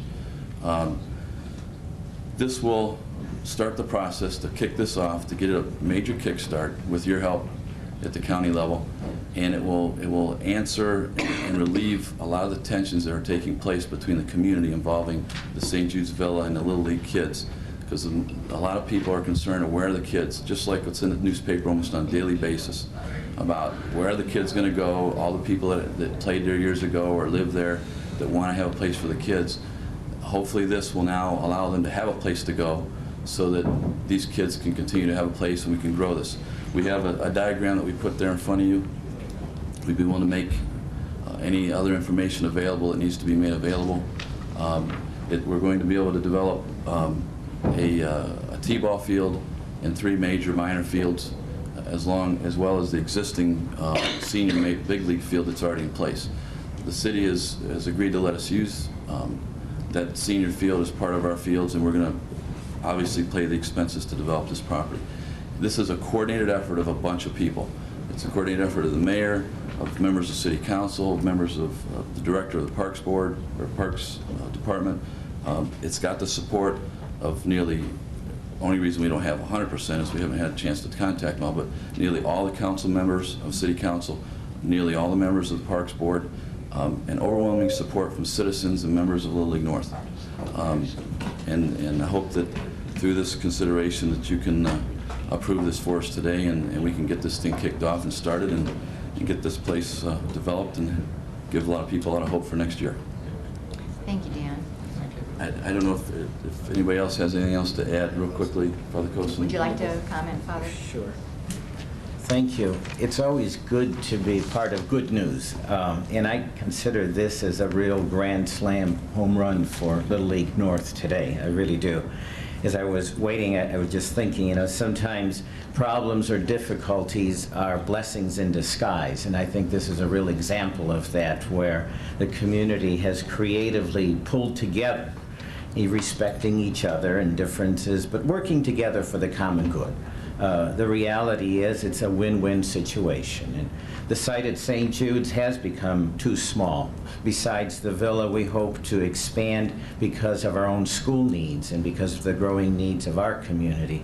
So this is an answer more planning for the future. It's a wonderful opportunity, and I just want to thank and commend Dan and Phil and all the friends of Little League North for taking the initiative to make this happen. And really, I'm very honored to be part of this, I think, significant and historical announcement for our own community. And I pledge to do all I can to continue to support both the young and the old, especially Little League North. And I say both. It's not a question of either or. Maybe I'm just getting old, but I'm closer to 60 than 50.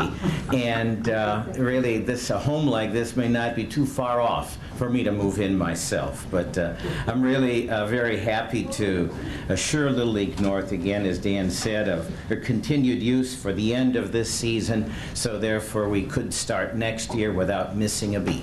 And there wouldn't be any interruption on anyone. And I realize it's not been easy, but yet the end result, I believe, is a blessing for all, young and old. And I just am excited about the idea of working together, planning for the future. And I thank all that made this possible and congratulate you. And I think we all have reason to celebrate this Easter. Thanks so much. Thank you, Father Coulson. Board members? Yeah, it sounds like a terrific project, and I would almost tag it as a summer safety project for about 500 or 600 kids. But I need to know, you understand that the solid waste money does not include labor. I understand that. It would be recycled products only. And also, you would have to go through the city of Elyria because Right. your organization is nonprofit. Right, and that's what I was going to suggest. That Mayor Grace may want to come up and speak on this as well. This is through the City of Elyria as part of a joint effort with the City of Elyria to accomplish this. And like I said, it's an effort of a bunch of people working together to try to get a common goal accomplished for a bunch of kids. Good morning, Mayor Grace. Mayor Grace. Welcome. Well, Commissioners, thank you once again for being before you. This is, you've gotten a basic sketch of what's going on. There's been a great deal of effort. Mr. Reeser has identified a big need in the community here and pulled many resources together with the Little League organization itself, which is coming under a circumstance where they need a quick response and someone to come to their aid. And what you're seeing before you is exactly that. I think we all look for these solid waste monies as well as every other dollars. We look to do good with those funds. And this is one of those situations where we not only can do intrinsic good with those funds in terms of buying particular materials and for the project, but we can also be a catalyst for other funds that are being brought in, both from the corporate community as well as labor, et cetera. The City of Elyria, we have a solid mission of supporting the youth in our community, and that's a major part of the service that we provide. The North Park Recreation Facility is one of those neighborhood parks that we have, as was mentioned, the ball field, the senior field that's in existence right now for Big League. and we hope to expand that. And the City of Elyria will act as the fiscal agent in terms of receiving those funds, and we're going to do everything we can on our end to help facilitate this. There's a lot of work to be done, and every week that goes by is very critical, and they stand ready. I think the bulldozers engines are running right now, getting ready to start on this project. So your support of this would be greatly appreciated. And any other questions relative to the city, I'd be happy to answer. Thank you, Also, I was Dan. hoping to segue into another part of an overall request for the funds. Okay, let us finish this part first. Yep. So that was your question. Pardon me? Are you satisfied with the answer? Yes. Are there other? But you need to know that the funding will go through the city. And I talked with John Rokasi and Dan Billman yesterday in regards to our budget, if we could afford this. And I've also mentioned in the newspaper printed that I'm looking for solid waste. I think the whole board is going to look for solid waste money for our new Justice Center too. But that's not for this year. So our budget we can't afford to go up to the $100,000, a cap of $100,000. No promises for next year, so don't come back, please. But I promise you. We're up to 100, because they're willing, if they only use 85, they would. well, I understand you may not need all of it. But I would move to support Little League North up to $100,000 going through the city of Elyria, and that you would work with our solid waste department in regards to all purchases, because they may be able to purchase some of these supplies less than what you can. And also they will assure that they are recycled products. I'll second. Any more discussion? Mrs. Vacy? Aye. Mr. Moore? Aye. Mrs. Blair? Aye. Good luck to you. Good luck, guys. Thank you. Thank you for the opportunity to participate Thank you. in this joint venture. Thank you very much for your support, and this is very important for the kids, and on behalf of everybody, I thank you very much. Now, Mayor Grace, you can just, excuse me, our prosecutor wants a word. I just want to ask Mayor Grace to make sure that this is run through his legal department so that we do all the... Mr. Cortez and I were sitting here arguing over who was going to be the bad guy, because I thought through most of the discussion... You got the short straw this morning, huh, Jerry? I thought I was going to have to say, we can't give away money, and I'm glad Commissioner Vacy made it very clear. We do have to make sure we do this legally through the auspices of the city. So I would trust that the mayor will check with your legal department. Correct, yeah, we'll set up with legal as well as our auditor's office. I'm sure we'll have to set up a special account, and we'll do so. Okay, I just think it's very important that we make that clear. Thank you. And then Mayor Grace, since you're next on the agenda, would you just continue then, please? Thank you, Commissioner Blair. As an add-on to this project relative to the solid waste funds, we have before you, hopefully you received at the end of the day yesterday, if not this morning, a letter kind of outlining the overall aspects of this proposal. Have before you, as I see you're receiving right now, a photograph of the general area. There's been a great deal of effort over the years in rejuvenating, renovating our downtown. One of the things that we're very fortunate when our city was laid out back in the early 1800s was to take advantage of the river. And unfortunately, in the older industrial cities as ours, over these last couple hundred years, have treated rivers such as ours as industrial tools, where we've put waste and put the backs of our buildings to the river, etc. And cities that are making comebacks across the country that are built along rivers and inside of rivers, etc., are rebuilding themselves by taking advantage of the river and opening them up and making them accessible to the community. In the center of this picture is the East Falls of one of two waterfalls in our downtown area associated with Cascade Park.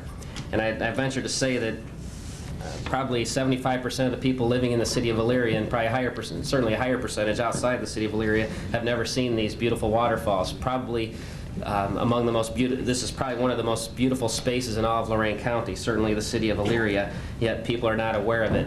This project seeks to make those waterfalls more accessible to the community. Pointing out here the waterfalls, which you can see in the center, the police station, newly constructed police station, is on the right side of the picture. And then in the top center, you can see Ely Square and even the administration building. So it's hard to believe for many people how close to all of the main action of our downtown is this beautiful waterfalls. In any case, approximately a year ago, the city of Elyria, we purchased a piece of property right on top of those waterfalls to add to some property we've acquired in years past. with the intention of building perhaps a restaurant, but primarily to build a river walk in the space around those waterfalls, once again, to make them more accessible to the community. This project is anticipated to come in the neighborhood of $500,000 or more to build this river walk in this particular area. I might add that our overall desire for the downtown is to create a river walk going around the entire downtown along the river bank. This would be one of the focal points of this ultimate trail that would be constructed around the downtown, and I believe the catalyst for gaining support to do the rest of what would ultimately be a downtown river walk. And as I mentioned on the Lily project, these funds can not only these solid waste funds can not only go to buying the actual decking materials and actual things that will help to make this project happen, but this project as a whole will be a major impact to the city of Elyria and those visitors that come into our area on a daily basis. It will also act as a catalyst to receive outside funds. We're requesting $250,000 of solid waste funds to go toward the decking, actual decking materials, benches, and associated recycled products that would be built into this deck. And then we would seek to secure the other funds through our city funds. We have approximately $300,000 set aside for downtown development out of our block grant funds, and we will seek other funds as necessary to use to help make this project a reality. And the solid waste funds that we're appealing for, I believe, will be instrumental in making this project a reality. So I respectfully request and ask for your consideration that $250,000 of solid waste funds for decking and related materials for this river walk. Have you started do you have a date when you're starting this project? We've, Commissioner Moore, we've interviewed a number of landscape architectural firms that we would hire to do the detailed study and planning, and we are prepared over the next 30 days or so to be able to hire that architect and draw plans for this project. Main Street Elyria is also having a design session going on in 2 weeks, where they're bringing in architectural students and architects from around the Midwest that are going to spend a Saturday looking at this overall area and how to feed it, make it more attractive from the downtown to get to this location. So there's a real collaborative effort by many parties for this project. So when do you think you'll have that study completed then? Because really, that's going to tell you how much you're going to need, correct? In greater detail, yes. I would say about approximately 90 days. You know, we give the city of Elyria $150,000 in community grants now. What does the city of Elyria do with that money? We use it, Commissioner Vasey, for various, there's marketing that goes on that's required and part of the grant. We buy trash receptacles. Last year we purchased the green machine, which is a sidewalk street sweeper, so to speak, device that we purchased at the end of last year. Recycled benches. Have you made the purchases off of the $150,000 this year? Can that money be used towards this project? I'm not sure what those funds did not account for this. I would imagine those funds at your approval could perhaps be moved around. Right. Portions of them, at least, I would assume. But it would be up to the city, because I believe the city already gave us, applied for the grant, and it would be up to the city to move that around and make the changes for that grant if you would be willing to use that $150,000. We could, perhaps use portions of that, if not all of that. It would be at the expense of some other planned projects, but that can certainly be considered. I would ask you to consider that, because I don't know if the solid waste budget can continue to give, the hundreds of thousands. We just gave Little League North $100,000. I'd have to personally review the budget before I can make a decision. Well, what about this plan you're getting? I mean, will it identify how much you're going to need for the walks? Because you talk about this could be maybe many phases to a continuation of the downtown, right? Yes. Is that what you're talking about? Yes, Commissioner Moore. There's ultimately, we would seek funds, federal, state, et cetera, funds for a river walk around the entire downtown. This would be one of the focal points of it, and if we can accomplish this first, this will increase our opportunities for receiving these other funds for the rest of the project. But on this one, if we were to know what funds would be available for recycled products, we would know better how to design the deck. The decking would be designed differently with these materials. if we're to secure this landscape architect to plan this river walk, if we knew that they were going to be handled out of recycled materials, it would be designed in a certain fashion. If we don't know about that, it would probably, if we don't know that those materials are available, we would likely design it a little differently. So some direction on, or indication as to the likelihood of these funds will help us in designing this deck in the first place. Is this just to be a walk, no bicycle accessibility? What we anticipate this portion that we're appealing for would be just for walking. It would tie into an ultimate trail that would be for bicycling, that would be accessible for bicycling. Most of the federal funds that are available require that it be available for bicycles. But this portion, this narrow portion that we're speaking of here this morning, relates to a pedestrian walkways. Commissioner Vacy, you previously spoke to the issue of the Little League North, saying that you had talked to John Rocassi and Solid Waste and that money was available. How much more is available in the solid waste budget, John? Commissioner, excuse me, I don't have the sheet. Dan Billman has a listing of those projects.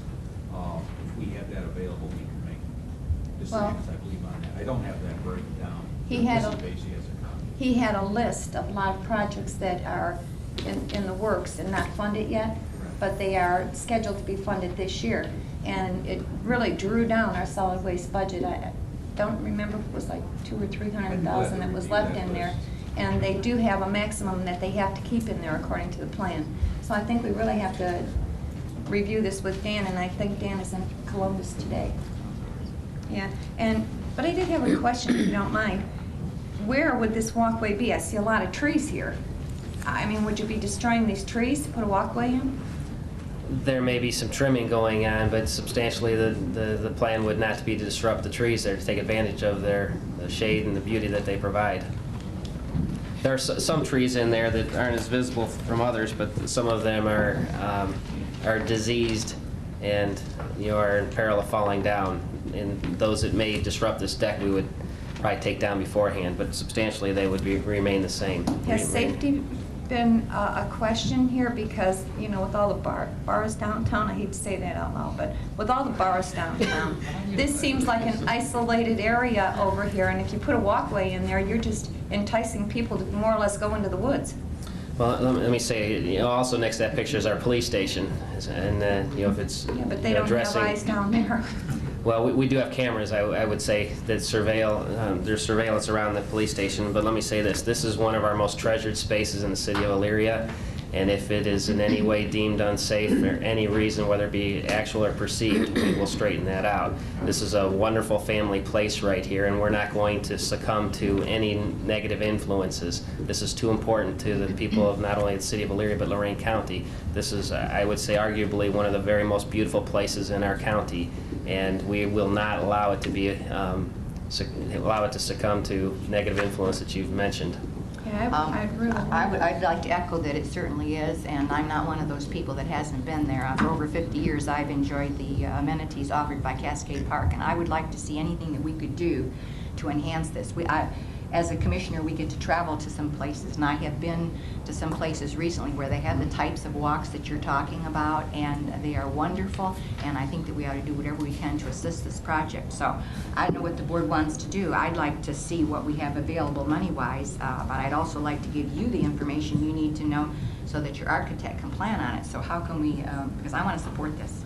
Would it be, Can they use the money, the $150,000, that grant money, Well, but that's not what he's asking for. no, he's not asking for that. I know he's not asking for Would it that. be- I would like to have the $150,000 and another $200,000 too. But, if I was in the city of Elyria, that's wonderful. But you have $150,000. Can it be used for this project? Can you go back and relook at what you're doing and allow us to relook at our solid waste funds with Mr. Cordez and to see what we could put together within the next couple Yeah, weeks? can we put this on the agenda for next week? Because we could know by next week. Okay. Why wait? I'm not sure what the question is, Commissioner. Would you- Is there money available for this project in the budget? And I guess Dan Can Bellman's they not use here. some of their money? Well, I think the question, if I may clarify, is, as Ms. Vacy has said, will they use some of their present appropriation or allotment towards a drawdown on the $250,000 request? that's strictly something that the mayor's staff would have to review what their plans are for that money, and obviously inform this board of what they could do. As far as the monies being available in solid waste, I did have some discussion with Mr. Billman, and he prepared some numbers for me. That's the projects that we have in the works now. Right. I don't have it with me. So, this is, according to this, there's $584,000. How can it go down from? That's 7, minus 2 is 5. What, someone added 250 instead of taking 250? Whose math is this? Is yours? No, this was provided to me from the folks in solid waste. Now, You see that? this That is doesn't make sense. Why would you go from, we got 784,000 in our budget, then new program monthly in budget, 200, and then you take 250 away from that, and that goes to 800. Can we carry this forward to next week? yes, we can. Is that okay, Mayor? Sure. And will you look fine. with your departments at what portion of the $150,000 you might be able to contribute towards this, if any? And how much other Yes. funds that you've already earmarked for the project? You said you had 300,000 already earmarked for the project? Well, for downtown, of which we can pull from some of those funds to contribute toward this to help make it happen, yes. Could you get something a little bit more than an aerial photo? You guys, or is that what you're waiting on? Is this the egg and the chicken routine? You Right. don't know which one? Because I don't know, I mean, I see waterfalls, I see trees, and I don't know where the start point or the end point is. Yeah, Okay, it's Ken, primarily around the waterfalls. It'll go in directions on each side. But as you said, it's a chicken and egg thing, Mr. Moore, in terms of we're at the point now of hiring this landscape architect to design it, and we're at a point now of giving them direction as to design it with recycled products or otherwise. Okay. So the next- And you're going to correlate this with the nice lookouts that have been established in the park? Is this part of it? Absolutely, I'd yes. love to take you on a little walk down there. That might be a sunshine law violation. No, I won't talk anything about county business, but you become a believer. It's You know, I might underline, Mrs. Blair, what you described. People travel for many miles to go to Cuyahoga Falls and Chagrin Falls to see sites that this offers, and we have it right here in Elyria. It's just, Absolutely. we just need to make it more accessible, and these funds can make it a reality.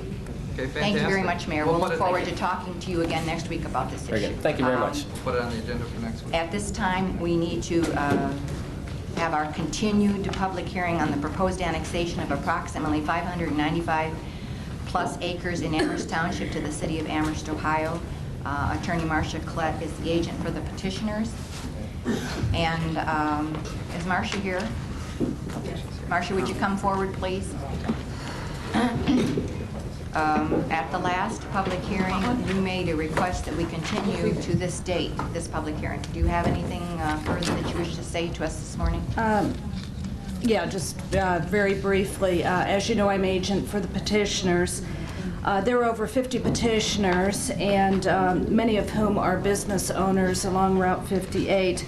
Many want to expand their businesses. They've spent a lot of money on the annexation proceeding to date, and the record reflects the benefits of the annexation. And when I'm talking about benefits, I'm talking about many benefits that the territory would have if it were annexed, including police protection, fire protection, different governing body, building code issues. And I think that during our past hearings, we've discussed in full the various benefits that the petitioners or the territory would enjoy if it were annexed. There are many events that are now occurring that affect the territory. Many petitioners have been in discussions with the city of Amherst, with the city of Lorain, as well as with Amherst Township. What the property owners need and want is certainty, and annexation would provide this certainty as far as the city services that would be provided. Results of the current discussions also may provide certainty and benefit all the parties and governments involved.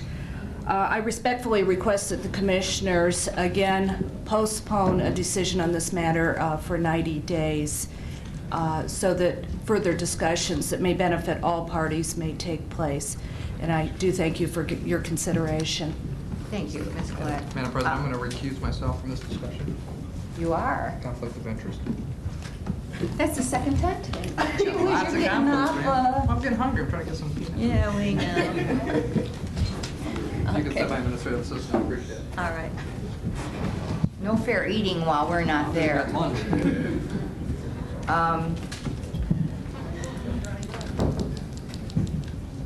I would like to, I see the attorney representing the township is in the audience, and does the township have a position on the continuation of this hearing? Would you like to come to the microphone, sir, and identify yourself? And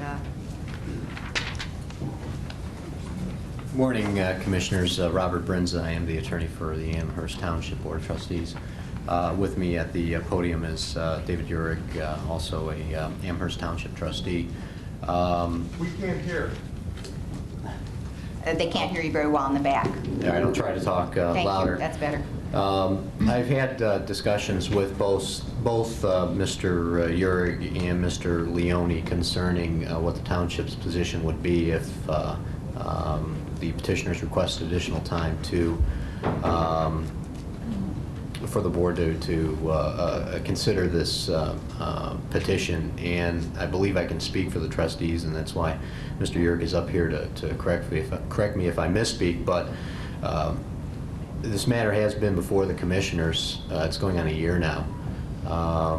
It has been continued, I believe, 7 times already.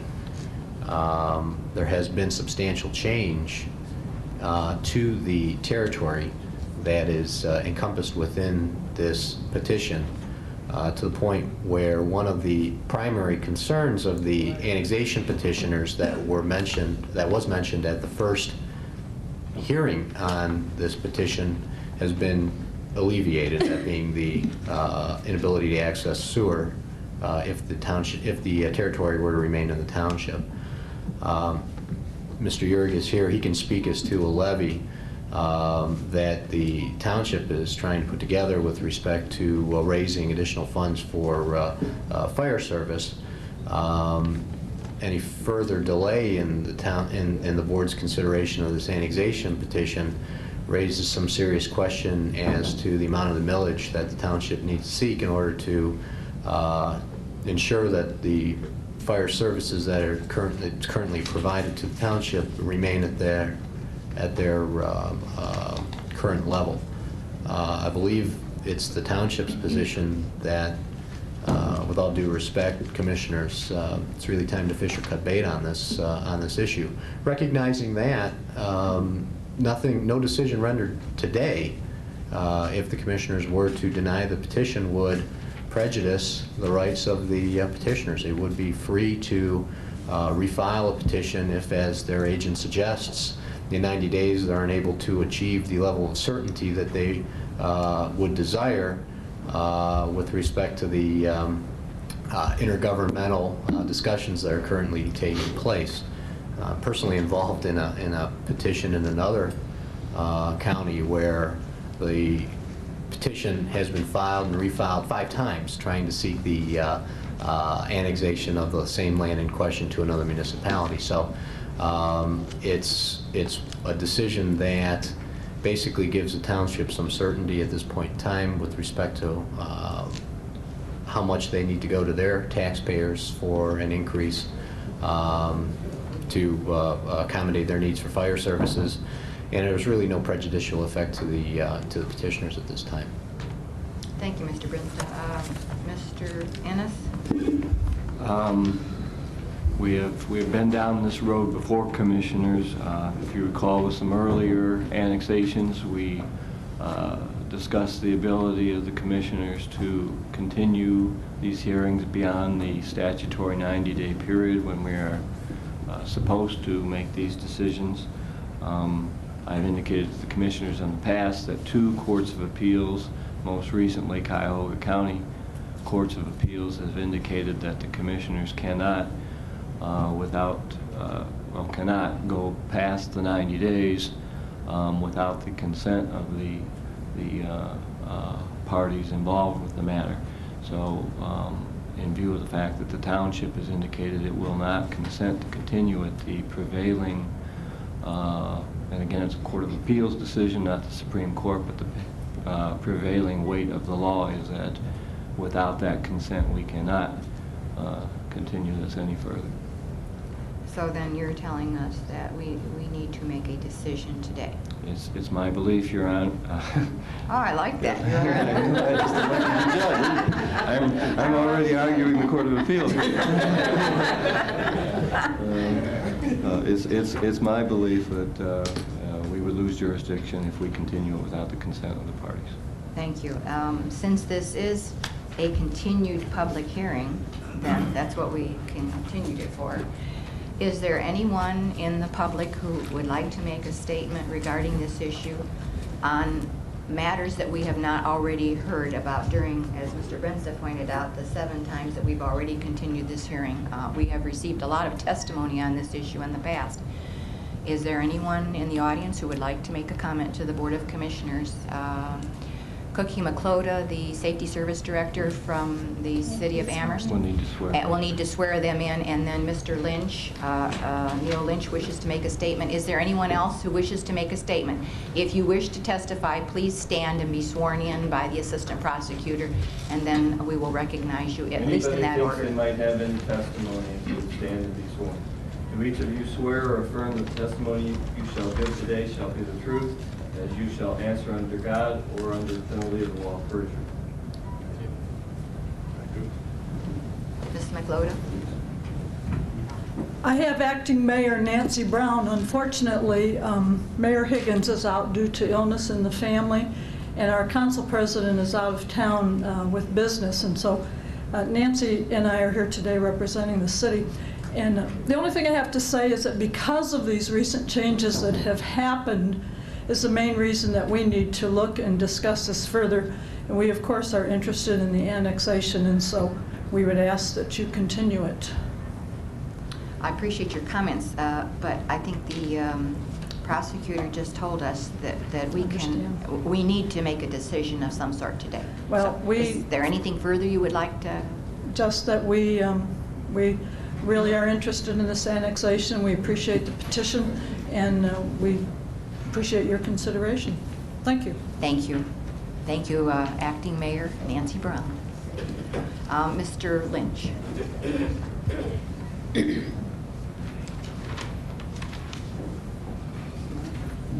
I give these to Roxanne, please? Sure.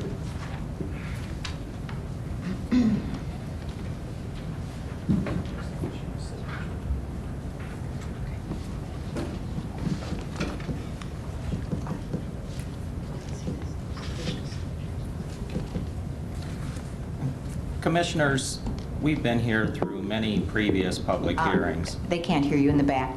I'm sorry. You can take that microphone off if you need to. Okay, is this better? I've got to shout louder for the bigger guy in the back. We've been here at 6 previous hearings regarding this annexation issue. I wish Father Kozum were still here. He's my old pastor from St. Jude's.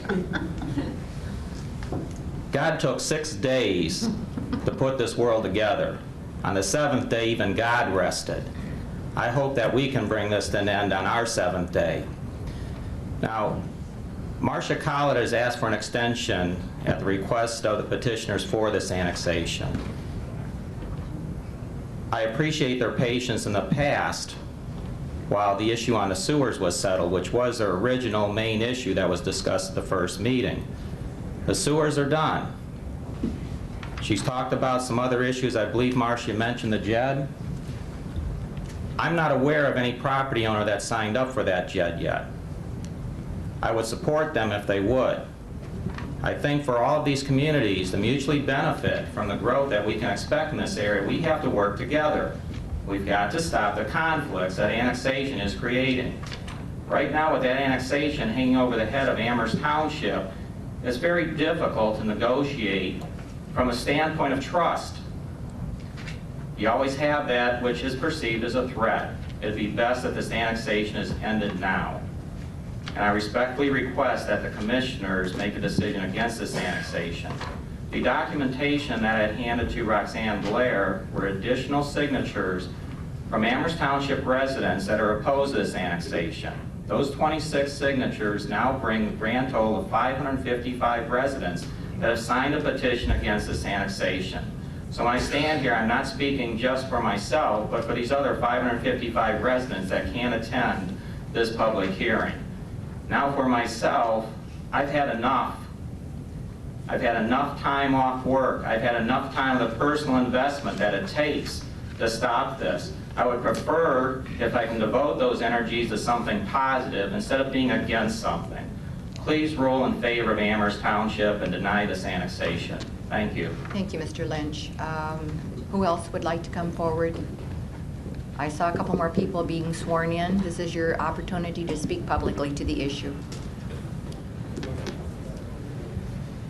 Commissioners, I'd just like to take 2 minutes to summarize the extent of the testimony that you've heard over these last 8 months or so. As I alluded to earlier, the main reason that prompted this petition is testified to the one petitioner who attended the first hearing, at least, on the annexation was the availability of sewer. That is, his business needed sewer to expand. Well, he has sewer now, or he will very shortly, as negotiated by the county with the city of Lorain.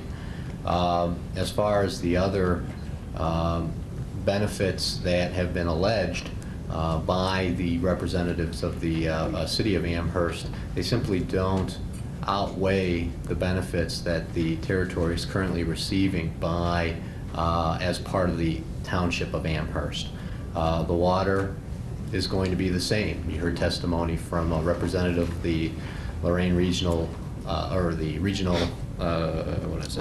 Rural Lorain County Regional Water Authority, who said they're already providing water service to this territory, and they will continue to do so upon annexation. Police and fire services, you've heard testimony that there will be no material benefit one way or the other if annexation is approved. In fact, the city of Amherst currently provides fire service to a lot of the territory, if not all of the territory, as being part of Amherst Township. So how can it be any better than it currently is? Lastly, there was talk about the zoning benefits. Well, interestingly enough, as I think was mentioned at the last meeting, one of the major landowners, petitioner, Consolidated Investors, is processing a zoning amendment for part of this territory through Amherst Township. I believe it's past the zoning commission and it's before the Board of Trustees for consideration. So the general good test that the commissioners need to make in this regard is not satisfied by the evidence that's before you, and as a result, the township urges that the commissioners deny the petition on that basis. Also, there's been some statements, representations made about some, I don't want to characterize it as dissension among the ranks of the petitioners themselves, which again is evidenced by the efforts that at least Consolidated Investors have undertaken to develop their land as part of the township while this annexation proceeding is pending.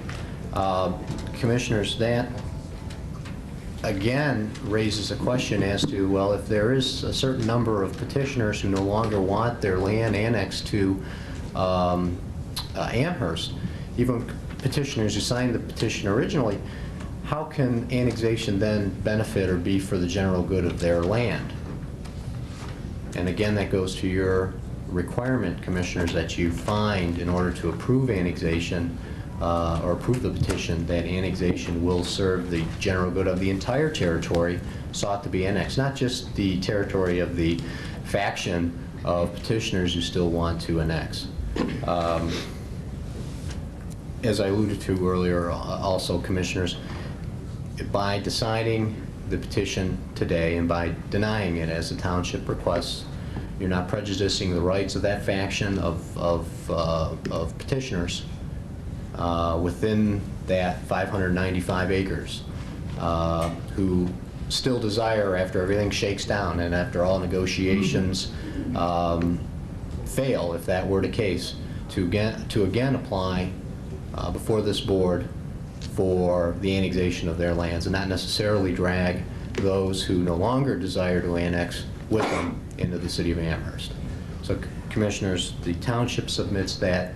The evidence before you requires a finding that the petitioners did not satisfy the statutory requirements in order for annexation to be approved, and the township requests that the board reject the annexation petition and allow the township to proceed with this 595 acres still a part of it. Thank you. Thank you, Mr. Brinza. Any other person who wishes to comment? Marcia? I just have to get the last word here. I don't think there's any evidence or anything presented before the commissioners about dissension among the ranks. That's news to me as agent of the commissioners. First time I've heard that. I would like to point out to you there is prejudice to the petitioners. It costs nearly $6,000 just to publish the petition for annexation. That's why we're asking for an extension of time. Also, I'd like to point out to you that the township already agreed to go beyond the 90 days when it consented last time, as well as the time before, to an extension. And I just wanted to point that out to you, and again request a 90-day extension. And I thank you. Do you have any comment about that, Jerry? Well, I believe that at the time we did the continuances, we did it to a date certain.